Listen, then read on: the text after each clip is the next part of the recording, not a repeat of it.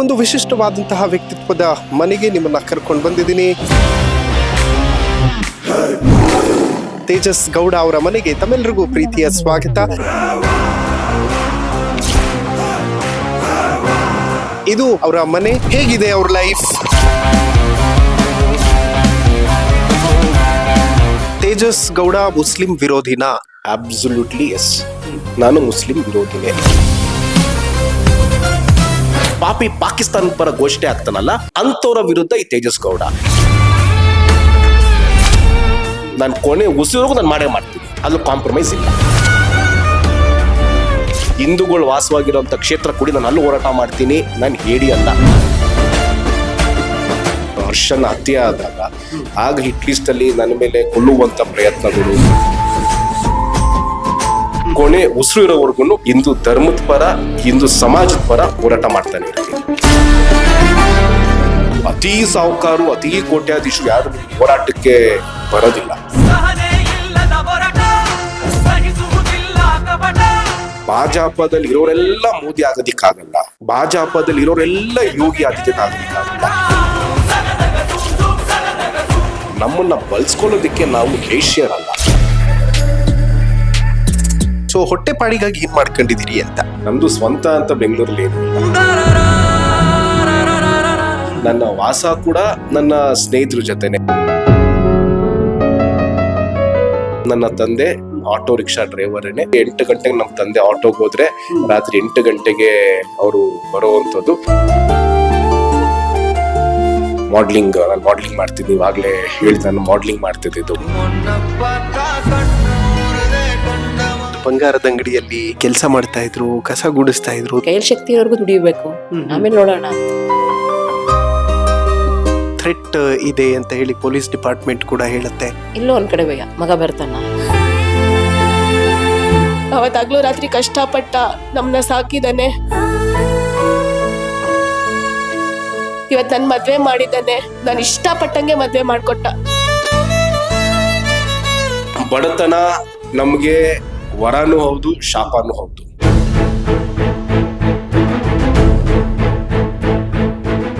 ಈ ಕಾರ್ಯಕ್ರಮದ ಪ್ರಾಯೋಜಕರು ವಿನಯ್ ಕುಮಾರ್ ತರೀಕೆರೆ, ಮಹಾಪ್ರಧಾನ ಕಾರ್ಯದರ್ಶಿ, ಬೆಂಗಳೂರು ಕೇಂದ್ರ ಲೋಕಸಭಾ ಕ್ಷೇತ್ರ, ಯುವ ಜನತಾ ದಳ. ಗೋಲ್ಡ್ ಲೋನ್ ಇಂಟ್ರೆಸ್ಟ್ ಎಷ್ಟು? 13,000 per month. ಅಭಯನಲ್ಲಿ ಇವತ್ತಿನ ಗೋಲ್ಡ್ ಪ್ರೈಸ್ ಚೆಕ್ ಮಾಡಿದ್ಯಾ? ಇಲ್ಲ.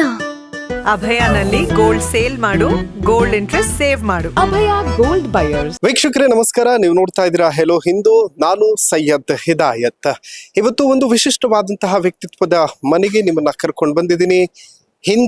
ಹಿಂದುತ್ವ ಮತ್ತು ರಾಷ್ಟ್ರದ ವಿಚಾರ ಬಂದಾಗ ಸದಾ ಮುಂದೆ ನಿಲ್ಲುವಂತಹ ತೇಜಸ್ ಗೌಡ ಅವರ ಮನೆಗೆ ತಮ್ಮೆಲ್ಲರಿಗೂ ಪ್ರೀತಿಯ ಸ್ವಾಗತ. ಸೊ ಇದು ಅವರ ಮನೆ. ಹೇಗಿದೆ ಅವ್ರ ಲೈಫ್ ಮತ್ತು ಹೇಗೆ ಶುರುವಾಯಿತು ಈ ಹೋರಾಟದ ಬದುಕು ಅನ್ನುವಂಥದ್ದನ್ನ ಮಾತಾಡಿಸ್ತಾ ಹೋಗೋಣ. ಇನ್ಫ್ಯಾಕ್ಟ್ ನೀವೆಲ್ಲರೂ ಕೂಡ ನೋಡಿರ್ತೀರಿ, ತೇಜಸ್ ಗೌಡ ಅವರು ರೀಸೆಂಟ್ಲಿ ತುಂಬಾ ಸುದ್ದಿಯಲ್ಲಿದ್ದು ಜಮೀರ್ ಅಹ್ಮದ್ ಅವರ PA ವಿಚಾರದಲ್ಲಿ ಕೇಸ್ ಮಾಡಿದಂಥದ್ದಾಗಿರಬಹುದು, ಮತ್ತು 25 ಲಕ್ಷ ರೂಪಾಯಿ ಕಂತೆ ಹಣ ಕೊಟ್ಟಾಗ EDಯಲ್ಲಿ ಕೇಸ್ ಮಾಡಿದಂತಹದ್ದಾಗಿರಬಹುದು, ಮತ್ತು ಧರ್ಮಸ್ಥಳದ ವಿಚಾರದಲ್ಲಿ ಪ್ರಖರವಾಗಿ ಧ್ವನಿ ಎತ್ತಿದ್ದಂತಹ ವಿಚಾರ ನಿಮ್ಮೆಲ್ರಿಗೂ ಕೂಡ ಗೊತ್ತಿರುತ್ತೆ. ಹೆಚ್ಚು ಸಮಯ ವೇಸ್ಟ್ ಮಾಡೋದಕ್ಕೆ ಹೋಗೋದಿಲ್ಲ. ಇದು ತೇಜಸ್ ಗೌಡ ಅವರೇ. ನಮಸ್ಕಾರ, ಹೇಗಿದ್ದೀರಿ? ತಾಯಿ ಮುಖಾಂಬಿಕೆ ಆಶೀರ್ವಾದ. ತಾವೇಗಿದ್ದೀರಿ? ನಾ ಆರಾಮಿದ್ದೇನೆ. ಓಕೆ, ತೇಜಸ್ ಗೌಡ ತಾವೆಲ್ಲರೂ ಕೂಡ ನೋಡಿರ್ತೀರಿ, ಮಾಧ್ಯಮದಲ್ಲಿ ಸಿಕ್ಕಾಪಟ್ಟೆ ಸುದ್ದಿ ಆಗ್ತಿರ್ತಾರೆ. ಇನ್ಫ್ಯಾಕ್ಟ್ ಸ್ವಂತ ಮನೆನ ಇದು ಹೇಗೆ ಅಂತ? ಇಲ್ಲ, ನನ್ನ ತಂಗಿ ಮತ್ತೆ ನನ್ನ ಭಾವ ಇರುವಂತ ಮನೆ. ನಮ್ದು ಸ್ವಂತ ಅಂತ ಬೆಂಗಳೂರಲ್ಲಿ ಏನು ಇಲ್ಲ. ನಮ್ಮ ಹೆಸರಲ್ಲಾಗ್ಲಿ, ನನ್ನ ತಂದೆ ಹೆಸರು, ನಮ್ಮ ತಾಯಿ ಹೆಸರಲ್ಲಾಗ್ಲಿ ಸ್ವಂತದ್ದು ಅಂತ ಏನೂ ಇಲ್ಲ. ಪರಿಪೂರ್ಣವಾಗಿ ಸಮಾಜಕ್ಕೆ, ಧರ್ಮಕ್ಕೆ ಅಂತ ಅರ್ಪಣೆ ಮಾಡ್ಕೋಬೇಕು ಅಂತ ಭಾವನೆ ಇಟ್ಕೊಂಡಿರುವಂತದ್ದು. ಸ್ವಂತಕ್ಕೆ ಅಂತ ಏನಿಲ್ಲ. ನಾನು ಏನೇ ಈ ಮಟ್ಟಕ್ಕೆ ಬಂದಿದ್ರು ಸಹ ಅದು ನನ್ನ ಸ್ನೇಹಿತರ ಸಹಾಯದಿಂದ, ಮತ್ತೆ ನಿಮ್ಮಂತ ಮಾಧ್ಯಮ ಮಿತ್ರರು, ಮತ್ತೆ ನನಗೆ ಕಷ್ಟಕ್ಕೆ ಜೊತೆಯಾಗಿ ನಿಂತಿ ಬೆನ್ನೆಲುಬಾಗಿ ನನಗೆ ಸಹಾಯ ಮಾಡಿದಂತ ನಮ್ಮ ತಂಡ, ವಿಶೇಷವಾಗಿ ಅವ್ರಿಗೆ ಇದೆಲ್ಲ ಸಲ್ಲುತ್ತೆ. ಓಕೆ, ಸೊ ಇವತ್ತು ನಿಮ್ದೇ ಹೋಮ್ ಟೂರ್ ಮಾಡೋದಕ್ಕೆ ಬಂದಿದೀವಿ. ಜನಕ್ಕೆ ನಿಮ್ಮ ಮನೆಯನ್ನ ತೋರಿಸ್ತಾ ಹೋಗೋಣ. ಹೇಗೆ ಫ್ಯಾಮಿಲಿ ಜೊತೆ ಎಲ್ಲ ಹೇಗೆ ಸಮಯ ಕಳಿತೀರಿ? ಯಾಕೆಂದ್ರೆ ನನಗಮ್ಮ ಹೇಳ್ತಾ ಇದ್ರು, ಹೆಚ್ಚು ನಮ್ ಜೊತೆ ಇರೋದೇ ಇಲ್ಲ, ಇವತ್ತೇನೋ 2 ಗಂಟೆ ಆದ್ರೂ ಇಲ್ಲೇ ಇದ್ಬಿಟ್ಟಿದಾನಲ್ಲ ಅಂತ. ಯೂಶಲ್ ಆಗಿ ಏನಾಗುತ್ತೆ, ಹೋರಾಟಗಾರರ ಜೀವನ ಅಂತಂದ್ರೆ ಅತಿ ಹೆಚ್ಚು ನಾವು ಸಮಾಜದ ಮಧ್ಯೆ, ಜನರ ಮಧ್ಯೆನೆ ನಾವು ಹೆಚ್ಚು ಸಮಯ ಕಳೆಯುವಂಥದ್ದು ತಮ್ಗೆಲ್ಲ ಗೊತ್ತಿರುತ್ತೆ. ಹೋರಾಟ ಅಂತಂತಂದ್ರೆ ಎಲ್ಲೋ ಒಂದ್ ಕಡೆ ಅನ್ಯಾಯ ಆಗಿರುತ್ತೆ, ಎಲ್ಲೋ ಒಂದ್ ಕಡೆ ಮೋಸ ಆಗಿರುತ್ತೆ, ಎಲ್ಲೋ ಒಂದ್ ಕಡೆ ಮತಾಂತರ ಆಗ್ತಾ ಇರುತ್ತೆ, ಇನ್ನೊಂದೆಲ್ಲೋ ಒಂದ್ ಕಡೆ ಲವ್ ಜಿಹಾದ್ ಆಗ್ತಾ ಇರುತ್ತೆ, ಧರ್ಮದ ಮೇಲೆ ನಿರಂತರವಾಗಿ ಅಪಪ್ರಚಾರ ಮಾಡ್ತಾ ಇರ್ತಾರೆ. ಇದು ನಮ್ಗೆ ಗೊತ್ತಾಗದೆ ಯಾವಾಗ ಅಂತಂದ್ರೆ ನಾವು ಸಮಾಜದ ಮಧ್ಯೆ, ಜನರ ಮಧ್ಯೆ ಇದ್ದಾಗ ಮಾತ್ರ ಈ ಎಲ್ಲಾ ವಿಚಾರಗಳು ಗೊತ್ತಾಗುತ್ತೆ. ಮತ್ತೆ ಇದ್ರ ಬಗ್ಗೆ ಎಷ್ಟರ ಮಟ್ಟಕ್ಕೆ ನಾವು ಹೋರಾಟ ಮಾಡಬೇಕು, ನಮ್ಮ ಹೋರಾಟ ಎಷ್ಟು ಅಗ್ರೆಸಿವ್ ಆಗಿರ್ಬೇಕು ಅಂತ ನಮ್ಗೆ ಹೇಗೆ ರೂಪರೇಷ ನಾವು ತಯಾರು ಮಾಡ್ತೀರಿ ಅಂತಂದ್ರೆ ಅದು ನಮ್ಮ ಜನರ ಮಧ್ಯೆ. ಮತ್ತೆ ಹೆಚ್ಚಾಗಿ ನನ್ನ ಸ್ನೇಹಿತರ ಜೊತೆನೆ ಇರೋದು. ನನ್ನ ವಾಸ ಕೂಡ ನನ್ನ ಸ್ನೇಹಿತರ ಜೊತೆನೆ. ಏನಕ್ಕಂದ್ರೆ ಒಂದು ಎಕ್ಸಾಂಪಲ್ ಹೇಳ್ಬಿಡ್ತೀನಿ. ಒಂದು ಹೋರಾಟ, ಬೆಳಿಗ್ಗೆ ಸ್ಟೇಷನ್ಗೆ ಹೋಗಿ ಮನವಿ ಕೊಟ್ಟಿರ್ತೀರಿ, ಮನವಿ ಕೊಟ್ಟು ಇಲ್ಲೊಂದು ಮತಾಂತರ ಆಗ್ತಾ ಇರುತ್ತೆ, ತಾವು ತಡಿಬೇಕು ಅಂತ ಹೋಗಿ ಪೊಲೀಸ್ಗೆ ಇಂಟಿಮೇಶನ್ ಕೊಟ್ಟಿರ್ತೀರಿ. ಆದ್ರೂ ಸಹ ಸರಿ ಆಯ್ತು ನೋಡೋಣ, ಕೆಲವೊಂದು ಪೊಲೀಸ್ ಅಧಿಕಾರಿಗಳು ಮೊದಲ ಹಂತದಲ್ಲಿ ಏನು ಅಂತಂದ್ರೆ ನೋಡೋಣ ಮಾಡೋಣ ಅಂತ ಅಂತಾರೆ. ಬಟ್ ಅಲ್ಲಿ ಯಾವ ಮಟ್ಟಕ್ಕೆ ಮತಾಂತರ ಆಗ್ತಾ ಇರುತ್ತೆ ಅಂತ ನಾವೇ ಖುದ್ದು ಆ ಸ್ಥಳಕ್ಕೆ ಹೋಗಿ ನಾವು ಅಲ್ಲಿದ್ದಾಗ ಆ ವಿಚಾರ ಗೊತ್ತಾಗುತ್ತೆ ನಮ್ಗೆ ಎಷ್ಟರ ಮಟ್ಟಕ್ಕೆ. ಅಂದ್ರೆ ನಮ್ಮ ಹಿಂದೂ ದೇವರನ್ನ ಹವೇಳ ಮಾಡುವಂಥದ್ದು, ಹಿಂದುಳಿ ದೇವರೇ ಇಲ್ಲ ಅಂತ ಅನ್ನೋದು, ಹಿಂದೂಗಳ ದೇವರುಗಳ ಬಗ್ಗೆ ಸುಳ್ಳು ಅಪಪ್ರಚಾರ ಮಾಡುವಂಥದ್ದು. ಅಲ್ಲಿ ಹೋಗಿ ಹೋರಾಟ ಮುಗ್ದಿದ್ದು ನಮ್ದು, ಅವ್ರನ್ನ ಹೋಗಿ ಅರೆಸ್ಟ್ ಮಾಡಿ ಕಾನೂನು ಬಿಟ್ಟು ಎಲ್ಲೂ ಸಹ ನಾವು ಹೋರಾಟ ಮಾಡೋದಿಲ್ಲ. ಇವತ್ತು ಇಡೀ ಸಮಾಜದಲ್ಲಿ ಯಾರಾದ್ರೂ ಕಾನೂನು ಪಾಲನೆ ಮಾಡಿಕೊಂಡು ಇವತ್ತು ನಮ್ಮ ಬಾಬಾ ಸಾಹೇಬ್ ಸಂವಿಧಾನ ಗೌರವ ಕೊಟ್ಟಿ ಅದು ಹೇಗಿದೆ ಯಥಾವತ್ತಾಗಿ ನಾವು ಕಾನೂನು ಚೌಕಟ್ಟಲ್ಲಿ ಹೋರಾಟ ಮಾಡ್ತಿದ್ದೀರಿ ಅಂದ್ರೆ ಅದು ಹಿಂದೂ ಸಂಘಟನೆಗಳು ಮತ್ತೆ ಹಿಂದೂಗಳು ಮಾತ್ರನೇ ಇವತ್ತನ್ನ ಪಾಲನೆ ಮಾಡ್ತಿರೋಂಥದ್ದು. ಇನ್ನ ಬೇರೆ ಧರ್ಮ ಹೇಳೋದಿಕ್ ಹೋಗಲ್ಲ. ಬಟ್ ಏನೋ ಒಂದು ಆಯ್ತು ಅಂತ ಅಂದ್ರೆ ಏಕಾಏಕಿ ಸ್ಟೇಷನ್ ಮೇಲೆ ಹಲ್ಲೆ ಮಾಡುವಂಥದ್ದು, ಪೊಲೀಸ್ ಇಲಾಖೆ ಮೇಲೆ, ಪೊಲೀಸ್ ಅಧಿಕಾರಿಗಳನ್ನ ಹಲ್ಲೆ ಮಾಡುವಂಥದ್ದು, ಸ್ಟೇಷನ್ ಬೆಂಕಿ ಹಚ್ಚುವಂತ ಕೆಲಸಗಳು ಯಾವುದೇ ಕಾರಣಕ್ಕೂ ಹಿಂದೂ ಸಮಾಜ ಆಗ್ಲಿ ಹಿಂದೂ ಕಾರ್ಯಕರ್ತರು ಯಾವುದೇ ಕಾರಣಕ್ಕೂ ಅದನ್ನ ಮಾಡಿಲ್ಲ. ಕಾನೂನು ಮುಖಾಂತರ ಕಾನೂನು ರೀತಿಯಲ್ಲೇ ನಾವು ಪಾಠ ಕಲಿಸಿರುವಂತ ಇದಿದೆ. ಬಿಟ್ರೆ ಏನಕ್ಕಂದ್ರೆ ಈ ದೇಶ, ನಮ್ಮ ಈ ಆಚಾರ ವಿಚಾರ, ಈ ನೆಲದ ಸಂಸ್ಕೃತಿ ಗೌರವ ಕೊಡುವಂಥದ್ದು ಈ ನಮ್ಮ ಧರ್ಮದಲ್ಲಿ ಮಾತ್ರ ಅದು ನಾವು ಕಲ್ತಿರೋವಂಥ ವಿಚಾರ. ಹಾಗಾಗಿ ಹೋರಾಟಕ್ಕೆ ಹೋಗಿರೋ ಸಂದರ್ಭದಲ್ಲಿ ನಾವು ಎಷ್ಟೋ ಸತಿ ಮನೆಗೆ ಬರೋದಿಕ್ ಆಗ್ತಿರಲ್ಲ. ಒಂದ್ಸತಿ ಹೋರಾಟದ ಸಂದರ್ಭದಲ್ಲಿ ಅಲ್ಲೇ ಉಳ್ಕೋಬೇಕಾದ ಸನ್ನಿವೇಶಗಳು ಬರುತ್ತೆ. ಮತ್ತೆ ನೀವು ನಮ್ಮ ತಾಯಿನ ಕೇಳಿ, ಅಪರೂಪದಲ್ಲಿ ಅಪರೂಪ ನಾನು ಮನೇಲಿ ಇರುವಂತದ್ದು ಕೂಡ ತಿಂಗಳಲ್ಲಿ 2 ಸತಿನೋ 3 ಸತಿ ಮನೇಲಿದ್ರೆ ಅದೇ ಹೆಚ್ಚೆಚ್ಚು. ಅವತ್ತು ಇಡೀ ನಮ್ಮ ತಂದೆ ತಾಯಿ, ನನ್ನ ತಂಗಿ, ನಮ್ಮ ಭಾವ ಅವ್ರಿಗೆ ಇವತ್ತು ಮನೇಲಿದ್ದಾನೆ, ಇವತ್ತೇನು ಹೋರಾಟ ಇಲ್ವೇನೋ ಅಂತಹ ಭಾವನೆ ಬರ್ತಾರೆ. ತಿರ್ಗಿ ಯಾವ್ದೋ ಒಂದು ಫೋನ್ ಕಾಲ್ ಬಂತು, ನಾನು ಹೊಡ್ತೀನಿ ಅಂತ ಅಂದ್ರೆ ಆಯ್ತು ಹೊರಟ, ಇನ್ನ ಯಾವ್ದೋ ಹೋರಾಟ, ಬ್ಯುಸಿ ಆಗ್ತಾನೆ, ಆ ಒಂದು ಭಾವ. ಇವತ್ತು ನೀವು ಅಂದ್ರೆ ಸೈಯದ್ ಹಿದಾಯತ್ ಅಂತ ಅಂದ ತಕ್ಷಣನೇ ಹೋಮ್ ಟೂರು, ಶಾಸಕರದು, ಸಂಸದರದು, ದೊಡ್ಡ ವ್ಯಕ್ತಿಗಳು. ಅಂಡ್ ಇವತ್ತು ನಾನು ಏನು ಸಾಧನೆ ಮಾಡಿಲ್ಲ, ಹೋರಾಟ ಮಾಡಿರ್ಬೋದು. ಪ್ರತಿಯೊಬ್ಬರು ಹೋರಾಟ ಜೀವನದಲ್ಲಿ ನಾನಾ ರೀತಿ ಮಾಡಿರ್ತಾರೆ. ಅದು ಬೇರೆ ಬೇರೆ ಕಾರಣಗಳಿರ್ಬೋದು. ಏನೂ ಸಾಧನೆ ಮಾಡಿಲ್ಲ. ಇನ್ನ ಚಿಕ್ಕ ಹುಡುಗ ಅಂದ್ರೆ ಸಾಧನೆ ಮಾಡುವಂತದ್ದು ಇನ್ನ ಇದೆ. ಇನ್ನ ಈಗ ಹೆಜ್ಜೆ ಇಡ್ತಿದ್ದೀರಿ. ಆ ವಿಚಾರದಲ್ಲಿ ನೀವು ನನ್ನನ್ನ ಎಂಟ್ರಿ ಮಾಡುವಂತದ್ದು ಬಹುಶಃ ಆ ತಾಯಿ ಮೂಕಾಂಬಿಕೆ ಆಶೀರ್ವಾದ ಏನು, ನನ್ನ ಸೌಭಾಗ್ಯ. ನೀವು ಇವತ್ತು ನಮ್ಮ ಮನೆಗೆ ಬಂದಿದ್ದೀರಾ, ಅದೇ ಖುಷಿಯ ವಿಚಾರ. ಓಕೆ, ನನಗೆ ಮನೆಯ ಆವರಣದಲ್ಲಿ ನೋಡ್ತಾ ಇದ್ದೆ, ಓಂಕಾರ ಎಲ್ಲೆಡೆಯೂ ಕೂಡ ಕಾಣಿಸ್ತಾ ಇದೆ. ಇನ್ಫ್ಯಾಕ್ಟ್ ತಾಯಿಯವರು ಹೇಳ್ತಾ ಇದ್ರು, ಪೂಜೆ ಪುನಸ್ಕಾರಗಳು ಏನಾದ್ರೂ ಸಿಸ್ಟಮೆಟಿಕ್ ಆಗಿ ಮಾಡಿಲ್ಲ ಅಂತಂದ್ರೆ ಸಾಕು ಸಿಟ್ಟು ಮಾಡ್ಕೋತಾರೆ ಅಂತ. ಹೋರಾಟಗಾರರು, ಧರ್ಮದ ಪರ ನಿಲ್ಲುವಂತ ವ್ಯಕ್ತಿಗಳು ಅವರ ಮನೆಯಲ್ಲೂ ಸಹ ಆಚಾರ ವಿಚಾರ, ಈ ನೆಲದ ಸಂಸ್ಕೃತಿ, ಪೂಜೆ ಪುನಸ್ಕಾರ ಮಾಡೇ ಮಾಡ್ತೀರಿ. ನಮ್ಮ ಧರ್ಮದಲ್ಲಿ ನಮ್ಮ ಧರ್ಮ ಎಷ್ಟು ನಮ್ಗೆ ಪೂಜೆ ಮತ್ತೆ ಈ ಪುನಸ್ಕಾರ ಎಷ್ಟರ ಮಟ್ಟಕ್ಕೆ ನಮ್ಗೆ ಅವಕಾಶ ಕೊಟ್ಟಿದೆ ಅಂತಂದ್ರೆ, ಈ ಭಕ್ತ ಮತ್ತೆ ದೇವ್ರ ನಡುವೆ ಇರುವಂತ ಸಂಬಂಧ ಇದೆಯಲ್ಲ, ಅದು ನಿಮ್ಗೆ ಎಕ್ಸ್ಪ್ಲೇನ್ ಮಾಡಕ್ ಆಗದೇ ಇಲ್ಲ. ಇವತ್ತು ನಾನು ಇಲ್ಲಿ ಜೀವಂತವಾಗಿ ಬದುಕಿ ನಿಂತಿದ್ದೀನಿ ಅಂತಂದ್ರೆ ಅದು ನಾನ್ ನಂಬುವಂತ ಒಂದು ಶಕ್ತಿ, ತಾಯಿ ಮೂಕಾಂಬಿಕೆಯ ಆಶೀರ್ವಾದ. ಮತ್ತೆ ನನ್ನ ಸ್ನೇಹಿತರ ಬೆಂಬಲ ದಿಂದ ಇವತ್ತು ನಾನು ಇಲ್ಲಿ ಜೀವಂತವಾಗಿ ಇದ್ದೀನಿ. ಇಲ್ಲ ಅಂತಂದ್ರೆ ತಮ್ಗೆ ಗೊತ್ತಿರ್ಬೋದು, 2022ರಲ್ಲಿ ನಮ್ಮ ಕಾರ್ಯಕರ್ತ ಹರ್ಷನ್ ಹತ್ಯೆ ಆದಾಗ ಆಗ ಹಿಟ್ ಲಿಸ್ಟ್ ಅಲ್ಲಿ ನನ್ನ ಮೇಲೆ ಕೊಲ್ಲುವಂತ ಪ್ರಯತ್ನಗಳು, ಅಟ್ಯಾಕ್ ಮಾಡುವಂತ ಪ್ರಯತ್ನಗಳು ನಿರಂತರವಾಗಿ ಆಗ್ತಿದೆ. ಹೋರಾಟದ ಜೀವನದಲ್ಲಿ ಈ ಕೊಲ್ಲುವಂತ ಬೆದರಿಕೆಗಳು, ಹೊಡಿತೀನಿ ಅಂತ ಬೆದರಿಕೆಗಳು ನಿರಂತರ ಬರುತ್ತೆ. ಬಟ್ ಹೋರಾಟಗಾರನಿಗೆ ಈ ಬೆದರಿಕೆ ಎಲ್ಲ ಮೆಟ್ಟಿ ನಿಲ್ಲುವಂತ ಶಕ್ತಿ ಒಂದು ಧರ್ಮೋ ರಕ್ಷತಿ ರಕ್ಷಿತ ಅಂತ ಇದೆ. ನಾವು ಧರ್ಮದ ಪರ ಕೆಲಸ ಮಾಡಿದ್ರೆ ಆ ಧರ್ಮ ನಮ್ಮನ್ನ ಕಾಯುತ್ತೆ. ಆ ಒಂದು ನಂಬಿಕೆ ಮೇಲೆ ನಾವು ನಿರಂತರ ಹೋರಾಟ ಮಾಡ್ಕೊಂಡು ಬರ್ತಾನೆ ಇದ್ದೀರಿ. ಅಂಡ್ ನನ್ನ ಸೌಭಾಗ್ಯ, ನಾನಿವತ್ತು ಹಿಂದುವಾಗಿ ಹುಟ್ಟಿದೀನಿ, ಹಿಂದೂ ಧರ್ಮದ ಪರ ಹೋರಾಟ ಮಾಡ್ತಿದ್ದೀನಿ ಅಂತಂದ್ರೆ ಬಹುಶಃ ನನ್ಗೆ ಎಷ್ಟೋ ಜನ್ಮದ ಪುಣ್ಯ, ನಮ್ಮ ತಂದೆ ತಾಯಿ ಮಾಡಿರುವಂತ ಪುಣ್ಯ ಏನೋ ಇವತ್ತು ನನ್ಗೆ ಇದೊಂದು ಅವಕಾಶ ಸಿಕ್ಕಿದೆ ಧರ್ಮದ ಪರ ಹೋರಾಟ ಮಾಡೋದಕ್ಕೆ. ತುಂಬಾ ಹೆಮ್ಮೆಯಿಂದ ಹೋರಾಟ ಮಾಡ್ತೀನಿ. ನನ್ನ ಕೊನೆ ಉಸಿರು ಇರೋವರೆಗೂ ಹಿಂದೂ ಧರ್ಮದ ಪರ, ಹಿಂದೂ ಸಮಾಜದ ಪರ ಹೋರಾಟ ಮಾಡ್ತಾನೆ ಇರ್ತೀನಿ. ಇನ್ಫ್ಯಾಕ್ಟ್ ನಿಮ್ಗೆ ಬಹಳಷ್ಟು ಜನ ಹೇಳಿರಬಹುದು, ನೋಡೋದಕ್ಕೆ ತುಂಬಾ ಹ್ಯಾಂಡ್ಸಮ್ ಇದೀರಿ, ಮಾಡ್ಲಿಂಗ್ ಟ್ರೈ ಮಾಡಬಹುದಿತ್ತು ಮತ್ತು ಆ ಒಂದು ಬಣ್ಣದ ಜಗತ್ತಿಗೆ ಬರಬಹುದಿತ್ತು ಅನ್ನುವಂತ ಸಜೆಷನ್ಗಳಿದ್ದೇ ಇರುತ್ತೆ. ಇನ್ಫ್ಯಾಕ್ಟ್ ಟಿವಿ ಮುಂದೆ ನಾವು ನಿಂತ್ಕೊಂಡು ಮಾತಾಡ್ತಾ ಇದೀವಿ, ಇವತ್ತು ನೋಡ್ತೀರಾ ಟಿವಿನ ಅಥವಾ ಯಾವ್ದಾದ್ರು ಪರ್ಟಿಕ್ಯುಲರ್ ಹೀರೋನ್ ಇಷ್ಟಪಟ್ಟಿದ್ದಿದ್ಯಾ ಅಂತ? ನನಗೆ ಟಿವಿ ಸೀರಿಯಲ್ ತುಂಬಾ ತುಂಬಾ ತುಂಬಾ ಅಪರೂಪ. ಅತಿ ಹೆಚ್ಚಾಗಿ ನಾನು ನ್ಯೂಸು, ಈಗಿನ ಆಗು ಹೋಗುಗಳು ಅದನ್ನ ಗಮನಿಸ್ತಾ ಇರ್ತೀನಿ. ಚಿತ್ರನಟ ಹೌದು, ನಂಗೆ ಅಣ್ಣವರು ಅಂದ್ರೆ ಬಹಳ ಇಷ್ಟ. ಏನಕ್ಕೆ ಅಂತಂದ್ರೆ ಅವರ ಒಂದೊಂದು ಚಲನಚಿತ್ರ ನಮ್ಮ ತಂದೆ ಹೇಳ್ತಾ ಇರ್ತಾರೆ, ಮತ್ತೆ ಈಗ್ಲೂ ಅಷ್ಟೇನೆ. ನಾನು ನನ್ನ ಪಾಲಿನ ರೋಲ್ ಮಾಡೆಲ್.